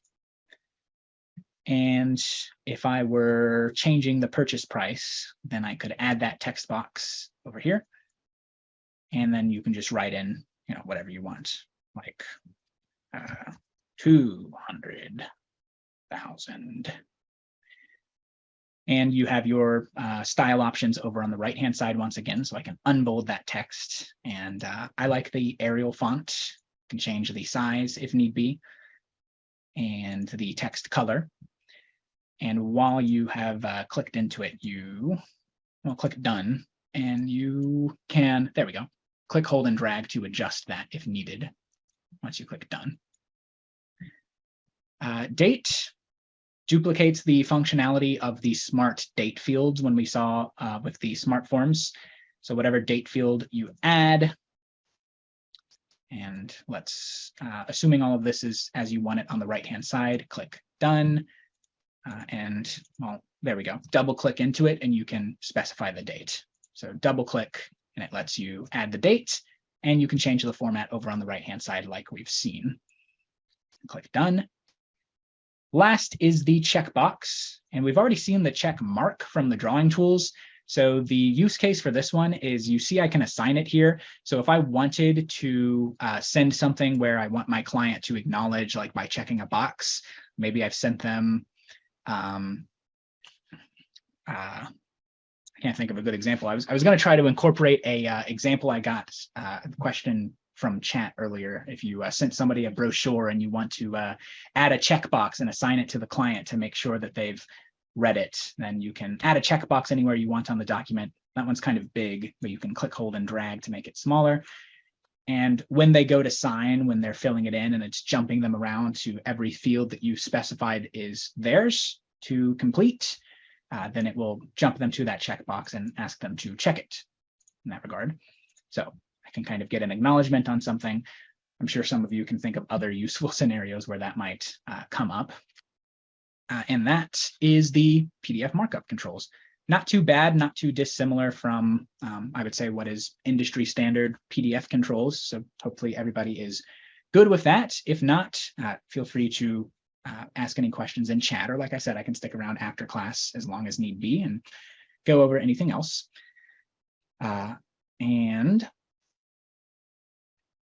when you're done filling it out with the PDF markup controls, you could get it signed by your client using the send and sign buttons that we had talked about before break, and then you would communicate acceptance back to the other agent once it's complete.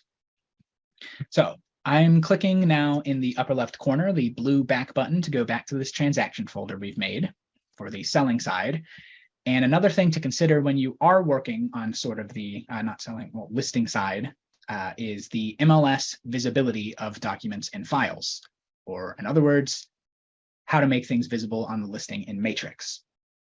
And to demonstrate that, let me now formally introduce the document controls. So we saw these earlier when I was showing you how you would move something into a subfolder. To access them, you have two ways. Either click the ellipses over on the right-hand side of whatever you're modifying. So I can click over here on the right of the F101, and I get the drop-down menu, and I also get them up here along the top in the shaded gray section. You can also just check and uncheck. I did not mean to click into that. You can also just check the box, and it will give you those controls in the upper right. I'll explain them from left to right, but my final destination here is MLS visibility and how you would go about making something visible on this listing. And to that end, let's make it a little more relatable. I'm going to upload just one more document. And again, I understand if you're following along with me, you might not have these kind of examples prepared. But if I just wanted to upload, disclosures, or I could upload that same plat map from earlier, but let me upload disclosures. And we'll assume that I wanted to attach that PDF to this listing so that it's visible in Matrix. And I'll show you where to find that if you're not familiar with where those go. But let's talk about all of these controls we have with the checked box. And in other tabs in the system, when we're going through these other tabs on the left-hand side, lots of controls that you see when you do check a file, when you do check a document, will be the same as we see here. So it's another good concept to comprehend. Submit is something that we'll return to more thoroughly a little bit later, but briefly, you may have remembered I mentioned earlier the My Submissions tab on the left, where you can submit something for review by your broker. So if I wanted my broker to review this offer I've received and maybe give me their thoughts, or if I had something that my broker's compliance department wanted me to submit to them so that they can sign off on it, then check your desired document and then click Submit. Rename is the next option over, and less exciting. Clicking that just allows you to change the name of the file within the transaction folder. So this is my signed offer here that I presumably got from another agent. If it came in as some sort of weird name, you can rename it here in DocsPlus rather than renaming it first on your computer. Or if you did load something directly from DocsPlus, like this F101, you can maybe shorten the name. Maybe you just want it to say F101 instead of the full title. That's up to you. Clicking copy just copies your selected files. So I only had the F101 selected. That's all it copied. You can copy more at once if you want to. And with the copy now selected, we sort of talked about the move feature. That's how you can move not only from transaction folder to transaction folder, like if I was making a copy of this to move into one of my other folders entirely, but also when you are working with subfolders, if you've created any, that would be how you move it into the subfolder within the transaction folder you've created. And then you would click done, but I will click cancel. And the next option over is delete. I think you know what that will do. And I'll go ahead and delete this copy that I made. Goodbye, copy. And let's go back to the disclosures PDF I uploaded. Download just downloads it to your device. If you're downloading a smart form, it will download as a PDF. Print opens up a print dialog window where you can instead print the selected form or file. Sign and send, same functionality as when you're actually in the document itself. So same thing as we saw with the blue buttons in the upper right corner. MLS visibility is what I'll end on. So just to finish out with these last two, info gives you just more details on the uploaded file here or selected file. And then you can click over to the activity tab to see edit history and revisions and such for whatever you have selected there. And then legacy is a legacy feature from DocsPlus's predecessor, RDocs, and it's only related to that. If I were to click that, it would take me to a page that says no legacy files found, and then I would have to navigate back to this transaction folder the long way, so I won't click it. But MLS visibility is where this whole spiel started. And at the top here, you specify which MLS number this file pertains to. I know that we named it 1337 King Road, and I know that we entered it from the MLS number when we were creating this folder, but until I put the MLS number here for the MLS visibility, it's not actually going to make that connection. Let me copy and paste from the Zoom text chat. And excuse me one moment, I'm just reading over something I received as a direct message in chat.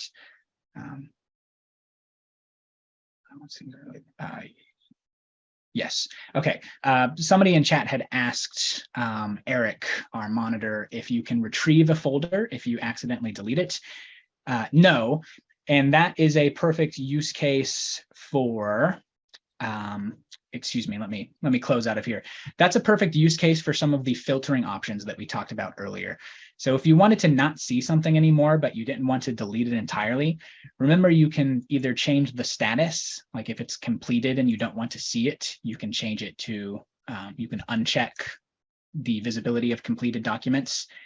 And then also you can use subfolders, because the question that we got is if you delete it, you can't get it back. And that's not to say that you can kind of hide your mistakes from your broker, because remember, there's the audit log. So if you made a bad mistake, you can't like get rid of it by deleting it. But if it's a file that you actually want to use and want to work with and you unintentionally delete it, it's gone forever. So be sure that is something you wanted to actually delete. And you will get a confirmation prompt. So you shouldn't run into a scenario where you just accidentally click one option to the left of what you intended and you accidentally click the trash can icon, because you will have the confirmation. So good question. Back to the disclosures here and back to the MLS visibility. As I was explaining, you will have to specify what MLS number you're assigning this to. So I'll just put 7019465 into that. And then all your documents load in by default as private, which are visible only to you and anybody that you directly share them with. So anybody that you've emailed them to, for example. Changing it to shared is what makes it visible within Matrix and sort of publicly visible on your FMLS listing. And then public doesn't really pertain to us. Again, it's nationwide product, but all you need to worry about is private and shared. Shared is for your visibility within Matrix, so visibility to all other agents that are looking at the listing, and then private is only visible to yourself and anybody you send it to. So I'll select shared for my disclosures PDF here and click update in the bottom right.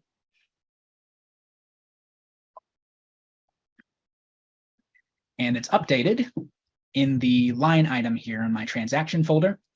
to show it has that little two heads icon, indicating it is a shared file. So that's how you can tell that something is shared versus being private. If you don't see a little two heads icon, it's private. If you see little two heads, that means it is now public on this listing. And I have a screenshot here of this listing. And so I won't actually walk through, I won't go down the bunny trail of going in the matrix and pulling up this listing right now. If you're following along with me, you're welcome to do that.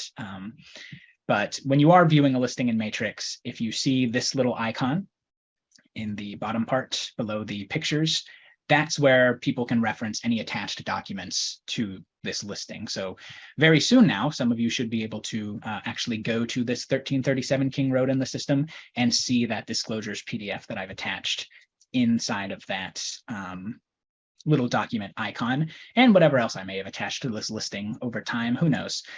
It'll be a fun surprise for all of us. Now, that is how you manage attaching files to your listings. Let me just make sure I didn't miss anything there. I don't think I did. So MLS visibility, we talked about that. All right. I think that is just about everything in terms of the basic operations of DocsPlus. If anybody has any questions about any of that we've covered, speak now, because we're about to segue now in the remaining class time into these other tabs and sort of into the more what I called advanced features, but also the features that can save you a lot of time if you sort of make the investment in yourself to get them set up. So if everybody's good with sort of the basic operations, we talked about the sorting options that you have with your transaction folders. Hopefully we're all comfortable with creating the transaction folders, uploading files to them, working with the smart forms, working with the PDFs. Let's move now into, we'll start with the clause library. The clause library, since it's been a while since I introduced these tabs, is where you can create your custom clauses, or we call them special stipulations in Georgia, and have them already prepared, anyone that you like to write into a lot of your contracts, and you can just select them from your pre-created folders. I have one here that I think only has one in it, my custom clauses. This one is the Lord of the Listing clause, or RE forms, that just says, the seller has to refer to me as Lord of the Listing in all communications, because I couldn't think of an actual example of what would be a custom written form that you might want to include, but I'm sure your broker may have some certain disclaimers, or maybe you always make some minor tweaks to the verbiage of certain special stipulations, and you want to be able to just load those in instead of having to reduplicate that effort all the time. And hey, it's been a while since we've used, my friend, the guided tour here. Let's see what they have to say on this page. And it should just tell you in the middle content section of the screen is where your clause folders are, or in this case, because I clicked into a folder, it's just showing me the contents of that folder. You can access your clauses from the My Clauses button there. And what it neglected to mention is, if I go back to the clause library from the breadcrumb trail, aha, it has more now that I clicked back. If your broker or association has ever gone into the system and created some packages for you in advance, then you can find that in more groups. And then you have the usual plus folder icon, which is where you can upload or where you can package your clauses into folders. And like we discussed, you can then make subfolders upon subfolders if you want to. And if you just want to create a new clause straight up, you would click the little clause icon. And we have the usual sorting and filtering options. I'll give the guided tour a rest. I won't make that a recurring bit anymore in the end of class. But the reason I wanted to use it is because that's pretty much how each of these other tabs are going to work. You'll be able to add the actual content itself using one of the icons in the darker section. You'll be able to add folders and subfolders using the plus folder icon. And then we just have the usual filtering and sorting options that we saw from the transaction folders. And you get some additional options to work with something if you check the box. So like renaming, copy, move, delete. and that will be repeated throughout. And so if I just wanted to create a new custom clause, I would click the little clause icon. If I wanted to create a new clause folder for some organization, click the folder icon instead.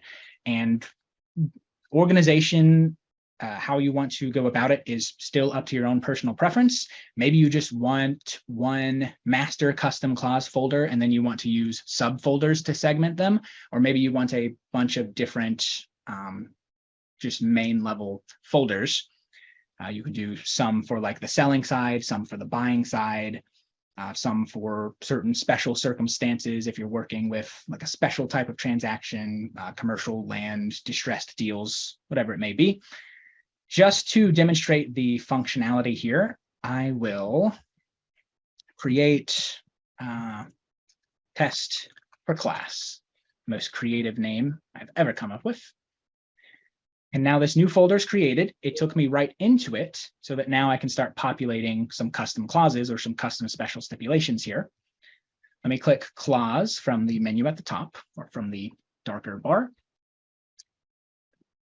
And now intuitively enough, this is where I can write in the title of this custom special stipulation I'm creating, and then I can write in the content, so what it actually says.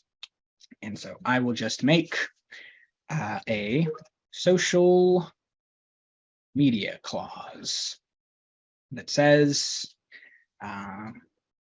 we'll say this is for a buyer. Buyer acknowledges that in the event of a completed sale, licensee, my name, will ask for buyer to hold a cardboard cutout of a branded oversized key and take buyer's picture in front of the purchased property. This photo will be shared on the licensee's social media platforms. Buyer must acquiesce. I can spell. There. So now I have a clause here that says any buyers I work with need to acknowledge that if you want to use me as your agent, once I find you a new place to live, you're going to have to let me take a picture of you holding this nice oversized key that I have so that I can post it on my social media and continue getting more future buyer clients like you. Fantastic. So that has been added specifically to my test for class clause library folder. And you could continue adding more to your heart's content by continuing to click the little clause and then back to the clause library here. Here's both of my subfolders. And just to demonstrate that in action, if I go now back to the My Transactions tab on the left-hand side, and this was a buyer one, so let's jump back to the Andrea transaction folder. And we'll click into the brokerage engagement agreement where I would like to add this new special stipulation that I just created, which will be on page 6 on the left-hand side. Let me click into that. And now when I click add clauses, had I not done this, I would have to write that in every single time by clicking create new, because that's not a real special stipulation that's going to be recognized in the subfolders. And then over here on the left, click add clauses. Now that I've added it as a clause in my clause library, I can instead select it from this menu along with the GAR and RE special stipulations. So test for class, there's my social media clause. I can select it, click done in the lower right. And it's letting me know that because I'm changing the document that's already been signed, I will need to re-sign it. That's fair. I can't slip in that stipulation on Andrea, but you see there that it's got added in there. And the reason it's highlighted is only because it's new, and I will need to sign for that. But let me click in the upper left. And Eric is following up, by the way, on the, okay, I missed a question in chat. What am I doing wrong when I send a disclosure to my client and she can't fill it out? Okay, and then Eric kind of gave some common scenarios that may have come up, such as making sure the folder is set up on the listing side, clicking send at the top of the blank disclosure, and then they can start filling out section C and below, including signature. They'll complete the signing. by clicking sign at the top, and it should come back to you filled out. Okay. Jill, if that helps, let us know, or we can, after class is over, those that got to run right at 12:30 can excuse themselves, and we can troubleshoot a little bit more personally. So that was the clause library in action. So my example was a little bit silly, but hopefully you see the value that it can add. Anything that you constantly find yourself custom writing in on your contracts, you can just already have that ready to load in a few quick, convenient clicks. There's a tongue twister for you. Let's move on now to the package library, which is right below the My Transactions tab where we are now. And I already have a couple set up here. Packages can save you perhaps even more time. This is maybe the feature that can save you the most time down the line if you take the initial effort to set them up how you want them to begin with. I kind of think of it as like an investment in your future self. You need to take the time now to set up your packages, but then your future self will thank you, and it's much easier to start creating new transaction folders. Once again, to reintroduce the concept, a package allows you to group forms together into one folder, and you can even pre-fill information on them. And then you can either load the packages into a transaction folder you've already created, or you can even start a transaction folder from that package. So the value proposition is that you can add all of the documents that you always use in all of your transactions, even anything that you always upload from your computer, like an administrative form from your broker, and you can just load that in all at once in a couple of clicks instead of navigating through that form finder manually like we've been doing. You can create as many packages as you want. So minimally, I imagine that everyone could at least make one for the buying side and one for the listing side, as I have. And then, of course, there's plenty of fringe cases like specific packages for leases or commercial deals, undeveloped land. And if you already know everything that you're going to need, you can put it into one package once and just load everything in in the future. Same controls in terms of how to work with this screen. You can either create a new package directly, or you could package that package into a folder if that's how you want it to stay organized. I will just go ahead and demonstrate clicking package. Oh, and one more thing.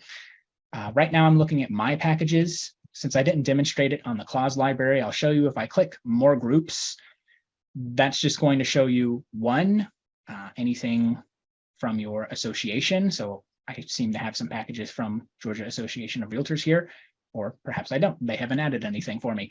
And then let me use the breadcrumb trail. But what I was going to say is if your broker has added any of those packages themselves and made it available to all agents in their office, you'll find their packages by clicking the more groups there on the right. And at the very end of class, if you remind me if there are any brokers in the meeting, I'll show you where you can go to configure that. But assuming your broker hasn't added those packages for you and you're going to create your own, let me walk you through creating one.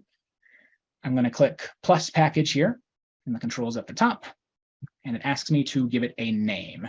And I already have a test buyer package and like a seller package for RE Docs. Let me just do a new seller package for the GAR forms now. So new seller package. That will be the name of this package I've created. And then you can start adding in the contents here using the little add content button in the lower left. And what that will do when you click it is open up the form finder now that we're well acquainted with. And you can start looking for what you want to add to this package. And that will vary depending on what you're creating this package for. But for my new seller package, if I just type seller into the search bar at the top and click the magnifying glass, that should get me on the right track. There we go. So let us also use the form filter and select only the listing side. So as I'm scrolling through everything that has the word seller involved with it, I'll skip everything that the system deems only relevant for the buying side. ABCs of agency, this is just a a brochure, a client brochure 1 is perhaps what CB01 stands for. And again, if you're not familiar with the content of something, remember with the content of something, if you check it and it's in your My Selections, you can always click the eyeball icon. And this one is just defining agency relationships to a client. And if you're using RE forms, you saw from the RE forms, or if you're familiar, I guess, if you're well-versed with your RE forms, you know that there are brochures for RE forms too. I just don't know if there's direct one-to-one equivalents. So I apologize for that. But for the rest of what I'll add, I will call out the equivalents. Intuitively enough, I would probably want the F101, the exclusive seller brokerage engagement agreement, in my new seller package. If I were starting a new seller transaction, probably would want that. So for RE forms, that's RE151. I'm going to add the F146, the additional signature page, just because I want to add a bunch of stuff, frankly. And I think that's the RE111. Let's continue to, we'll add F246 because I want to demonstrate something with that in particular. So special stipulations are usually included on pages where they're relevant, but let's add a standalone special stips page because I want to show you something with that. And for that, that would be the RE10, if you're following along with RE forms, and then F301, seller's property disclosure, which would be the RE130. And I won't go too much more, but you already see I have a lot of different forms here that are ostensibly useful to have available for me in this package library if I'm starting a new seller transaction. And I'm sure you can get a lot more creative. You know your business better than I do, of course, in terms of what you would like to add to your own packages. But you get the intent that I add all of those forms that I've just manually selected. And in normal circumstances, I would have to manually select those each and every time I'm creating a new seller transaction. But in this case, I can have them all packaged up for me. And if you did want to upload anything from your computer, do remember there is a blue upload button here. And so that's how you could even load in like broker administrative forms that they want you to submit with all of your closings or something like that. And you can make sure that that's in all of your transaction folders as well. And let me go ahead and click next to finalize that, finalize those selections. And at this point, you can start customizing them if you want to. So I mentioned that you can even pre-fill some of the information to really start saving yourself some time by not only having all of the forms ready, but having everything that you know is going to be the same across all of your transactions already filled in. And then you don't have to reduplicate the effort of doing that. What I'll do is click Customize next to my special stipulations to demonstrate. So here's the GAR additional special stipulations or standalone special stipulations page. Familiarly enough, you can click into that and either start writing something entirely novel, something unique, or we also saw I have my custom clauses set up now. You can even load from that, or you can load from the standard special stipulation libraries. Like if I want to just add agent acting as principal, which I think is in the GAR folder, and then agency. Yes, it is the special stipulation 102, agent acting as principal. Here's one of the ones I mentioned earlier that has sort of a dotted line where you're intended to edit it and write in your own name. So let me click add clause. It's selected, click done. It loads in there. And let me edit it using the little notepad and pencil icon and get rid of all of these dotted lines to write in my own name. And click save using the little checkbox. And now that's been added to this folder. And every time I load this from my package, it'll already be pre-added for me. I don't have to do that every time. And so hopefully you get the sense of how that can save you a lot of time if you know that there's something that you're going to be adding each and every time. And I will click done in the upper right. And I can continue to pre-fill some fields that I know will always be the same on every one of these documents. But for the sake of keeping things moving, let's finish up with this package and click done. And then to edit any of them later, now that this new seller package I just created is here in my package library list, you can click into it and either customize, you can remove it using the little X, you can add more content to it in the lower left. That'll show you the same form window. And if anything is customized, it'll tell you using that little, looks like a wrench and a screwdriver icon. And that's how you know you've made and saved some customizations to it. And so just to demonstrate now, if I go back to the dashboard, and we've created a couple of transaction folders together now, so you kind of saw the process. Let me show you how much quicker that can be now that I've set up a package for myself. At this point, if I'm entering the system for the first time, from the left-hand side, I click Create a Transaction. We'll do it on the listing side. And I will just do test for the name, click Continue. And now from the form selector window here that we've been using, remember that there are other tabs here that you can click to. So I can sort through the forms, clone from existing transaction folders, or in this case, what I'm looking for is the Packages tab, where I can load from my packages. And if I opened this up and either checked the box next to it to select all of them, or you can manually check on and off. So if something wasn't relevant that you had added to this transaction, if you had like a community association disclosure exhibit, for example, that you had loaded into this package because you wanted it to be conveniently available sort of at your fingertips. Maybe I did that in one of these other packages I've created, didn't I? Yes, I'm so smart. Okay, let me remove that from my selections. I'm going to load from the new seller RE forms package that I created instead. So if I select all of these, and these are everything I presumably need to begin working on this new seller transaction with RE forms, but let's say the community association disclosure exhibit is not relevant here because this property doesn't have a community association, simply uncheck it. Not that big of a deal, not that hard. And I still have the other ones that I did want to work with ready for me.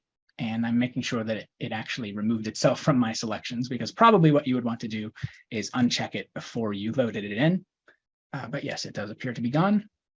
Click next, and all of them are in here. So a lot faster, but again, it is sort of like an investment to go ahead and take the time for yourself to set up your packages in advance so that you can then load from them later. It's up to you whether or not you want to do that. Excuse me while I hydrate. But you know what? Since I changed the folder that I was loading from, I wasn't actually able to demonstrate to you something that I think is quite fun. So let me just do one more real quick, where I'll load from the one that we just made together, because I nearly forgot. What I wanted to demonstrate is, of course, the value that any customizations you made are already included. So if I go to the special stipulations, you see that that special stip that I had added from the clause library menu has been pre-written here. So saving my future self time on all of those repeated sort of tasks. And all right, let us, while we're here in this transaction folder I've just made now, let's talk about the My Submissions tab. As a review, remember that DocsPlus has a sort of review and submission hub, I'll call it, where when you're working in a transaction folder like this, you can either send like entire transaction folders, and just to demonstrate that, well, the way that I would go about sending like an entire transaction folder would just be actually clicking into it and then selecting all of the files that you wanted to submit. So let's say I just want my broker to review this entire transaction that I've been working on, make sure everything's like above board and to their liking and everything. With all of these selected, notice the submit icon that we talked about earlier. And I'll walk through it a little bit. I'm not actually going to go all the way through submitting it because it's going to go to some person at FMLS. And for you all, it's going to go to somebody at your brokerage, typically probably the qualifying broker, like by default, but they may have set it up. If they have played with DocsPlus and they do use DocsPlus submission feature, then maybe they've set it up to go to like the compliance department or something. But I will just create a new submission with these selected documents. And you can name the submission if you want to. I am the creator. You can specify what MLS number this deal is associated with. You can add in the estimated closing date and specify whether or not your office is holding the earnest money deposit over here on the right. Those could be helpful information for your review team, your compliance team. They can prioritize things based off of closing date and get them clear to close. And then whether or not your office is holding the earnest money deposit, that can help out your earnest money department. And if applicable, you can add the deposit due date as well. So we'll just say no. And here's all of the content that you're submitting. You can add more if you missed something. And when you click save, off it will go. As I mentioned, I won't save, but I do already have a previous submission. And so the My Submissions tab over on the left-hand side of the screen, clicking into that will show you all of your submissions. You can kind of track the progress of that. So this one is in submitted status. That status will update as whoever receives it kind of looks through and reviews it. Eventually, this would say, completed or like good to go, basically. That's not the exact wording it would use, but you get the idea. And you can click into it to see the details of what you submitted. In this case, I just submitted a photo to be reviewed. But that's the submissions tab. And again, you would have to ask your broker if that's something that they actually use, or hey, if you think that that would be helpful to kind of streamline your office's administrative processes, then maybe let them know that it's available. And like I said, I will mention at the end of class where those broker tools are. So if there are any brokers in the meeting, you'll know where to go to get started on setting up that kind of stuff. But in terms of the rest of these tabs on the left, let's talk now about the checklist library. If you recall, checklists, I mentioned, contrary to some of the other features that I've been demonstrating over the past 15 minutes, like the clause library, the package library, I think those can objectively save you a lot of time and really help your workflow. Checklist library is more like personal preference, whether or not you want to work with these. I had mentioned I'm kind of scatterbrained, so I think for my own peace of mind, I would enjoy using them. And as usual, I'll walk you through setting one up and then show you how to work with them. I already have one that I've previously created, but to create a brand new one, I can click the checklist icon. If you wanted to sort your checklists into different folders, you can add a folder to your checklist library, but I'll just add a new one by clicking checklist. And first, it wants a name for this checklist that you're creating, and it's basically going to be like a to-do list for yourself that you can load into your transaction folders and check things off as they're done. So I'm just going to create, as an example, a marketing checklist, and you can begin populating tasks into it from the bottom part here. Let me click Add Task, and you can continue adding more and more to your heart's content. You can edit them using the little edit button and remove them using the little trash can icon. I'm just going to say my tasks are enter listing on FMLS, add task, create, put up for sale sign in yard, create/distribute flyers. What else do y'all do? Launch web ad campaign, host open house. If anybody has any other ideas, feel free to put them in the chat, but hopefully you get the idea. There's my short marketing checklist. I'll just write, etc. And there it is.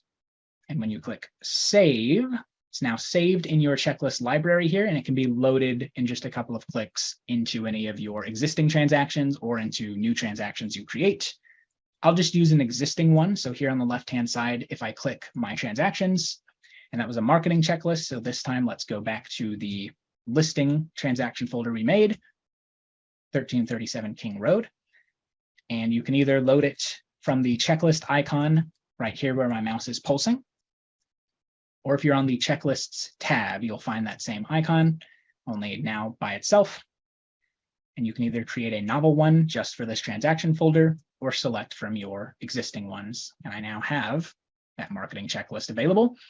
As always, anything your association or broker has added for you will be included here as well. I learned the hard way that when I go into GAR, it doesn't seem to have anything preloaded, so I won't go through that again. But I can load in the one that I've just created. Click Next.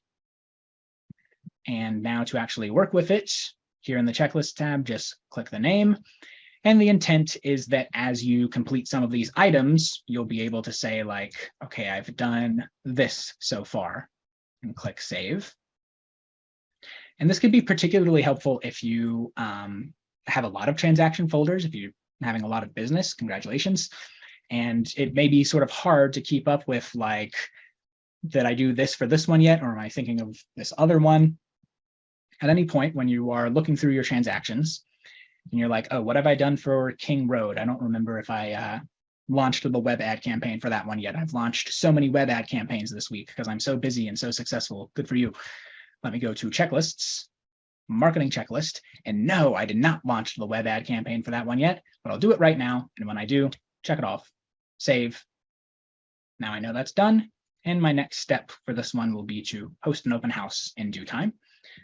And that is, in a nutshell, the checklists feature.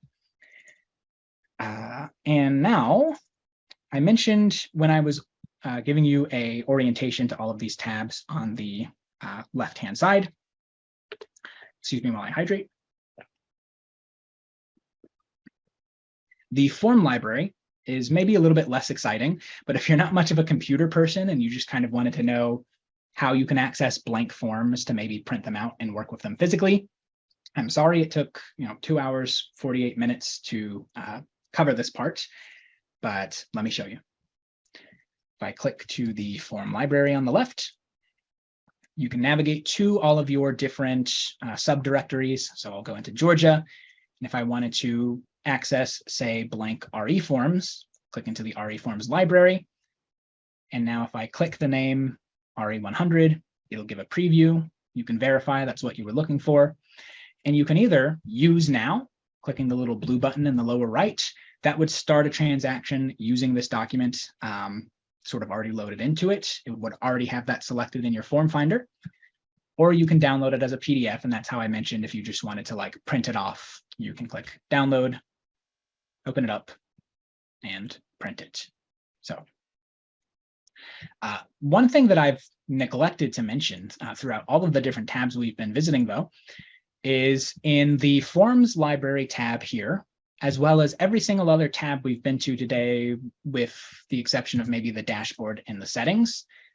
In the far right, upper right corner, there's a little magnifying glass.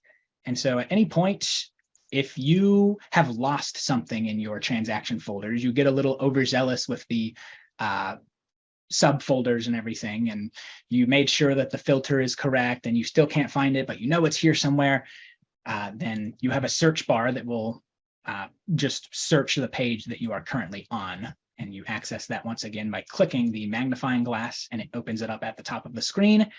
I do believe I mentioned at the beginning of class, if I click back into the form library here on the left, that I would tell you where you can find the index for all of both the GAR forms and RE forms. And so just to demonstrate this search bar in action, if I search index, it should pull up both of them for me. And if you are a newer agent, you're not well versed yet with all of the different form names, you'll be able to download these indexes and maybe print them out, stick them on your wall, stick them on your roof, and you can study them at night, although it might be hard to see depending on how high your roofs are. Anyway, it's taking its sweet time finding it for me though. Oh, maybe I have to click into Georgia Then in the upper right, click index. My mistake there. It's thinking.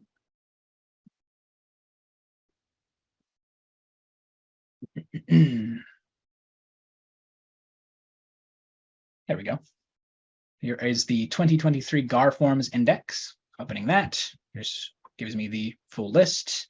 You can, of course, download it, open it up, and study it to your heart's content. Impress your friends by knowing all of the form names off the top of your head. Or again, remember that when you are searching for forms in DocsPlus, it's most convenient to search by the form number because that will filter your results down the most. So this is how you can acquaint yourself for the GAR forms.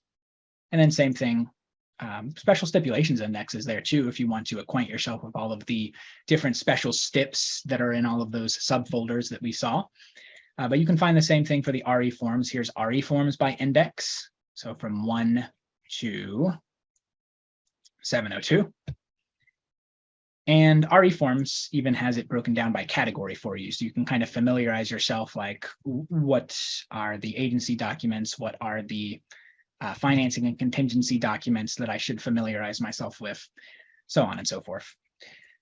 And that is the form library. And with that, I do believe we have pretty much covered each and every one of these tabs.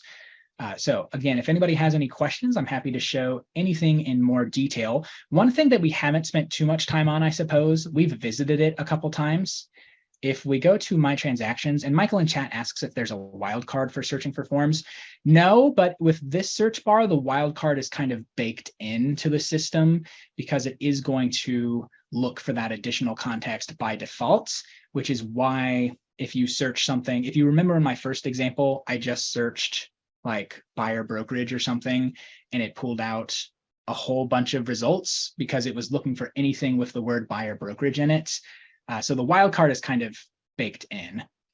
And are you asking now if there's a wildcard for searching for special stips? It should function that way. Let me demonstrate. Let me go back to Andrea.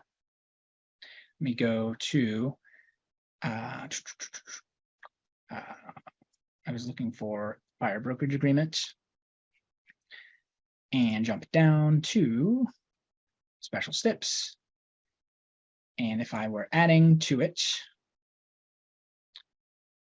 I should be able to use this search bar up here.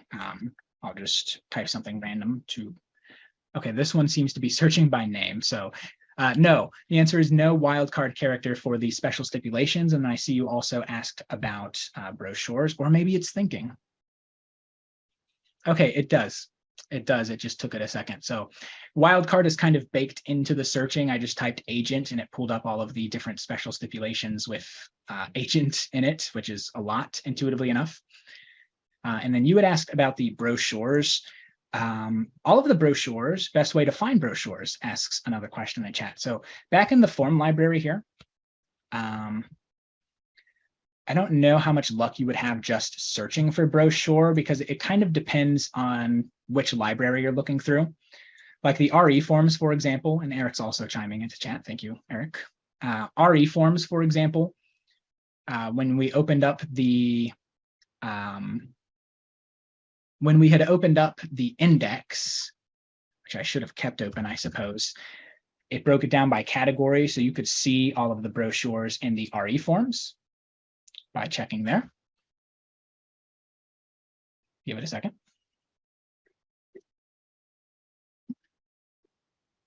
So RE forms by index, or by category rather. If I'm not mistaken, one of these should be, yes, brochures,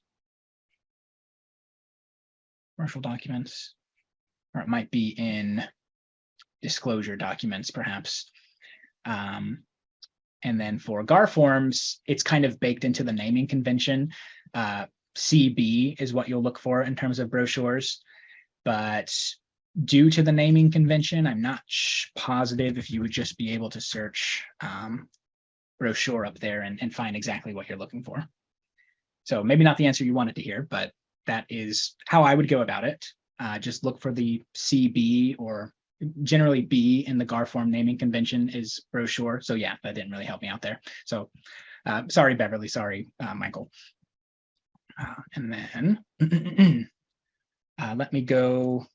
What I was wrapping up here with, since we haven't spent a lot of time here except just to access our already created transaction folders, and once we created a new transaction from here, I did just want to talk about very briefly, you do have the usual editing options here. If you select one of your previously created transaction folders, you could edit the MLS number that it's associated with, rename it. If you were wondering how to rename it after you created it, you would check the box here on My Transactions, and then you can move it if you need to move a transaction folder into another one for some reason. You can also download the full contents of it or delete it entirely if you're done and you don't want it cluttering your list here anymore. And so if you have been following along with me in class, this is where you can check all of those miscellaneous ones that we created, these fictitious transactions, and I'll go ahead and delete all of those. And we do have about 3 minutes left. So what I'm going to do with my few minutes left together with you all, and if you do have more questions, if you want to see anything in more detail, again, feel free to stick around with me after class. But those that got to run at 12:30, I do want to make sure, again, for the brokers that may be in the class, or if you want to pitch to your broker using some of those features I mentioned, like your broker being able to preload their own custom packages for their agents, then in the support tab and the knowledge base, where we mentioned that you can review anything we learned by going to the Remine knowledge base, that's specifically for agents. Where your broker would want to go to is broker tools from the knowledge base. And then you will find, if I'm not mistaken, Docs, there we go. You can click to learn more about how to set up the admin and broker features. By clicking that article there, that'll lead them on the right track. So once again, that is support, knowledge base, and then admin and broker features or broker knowledge base here. And it is officially 12:30. So if you've got to run, thank you for being here. Thank you for being FMLS members. I hope you had something resembling fun. It can be hard to make 3-hour CE classes fun, but hopefully you enjoy what you learned and are excited to use this tool. And Eric, thank you so much for all of your help with the chat. And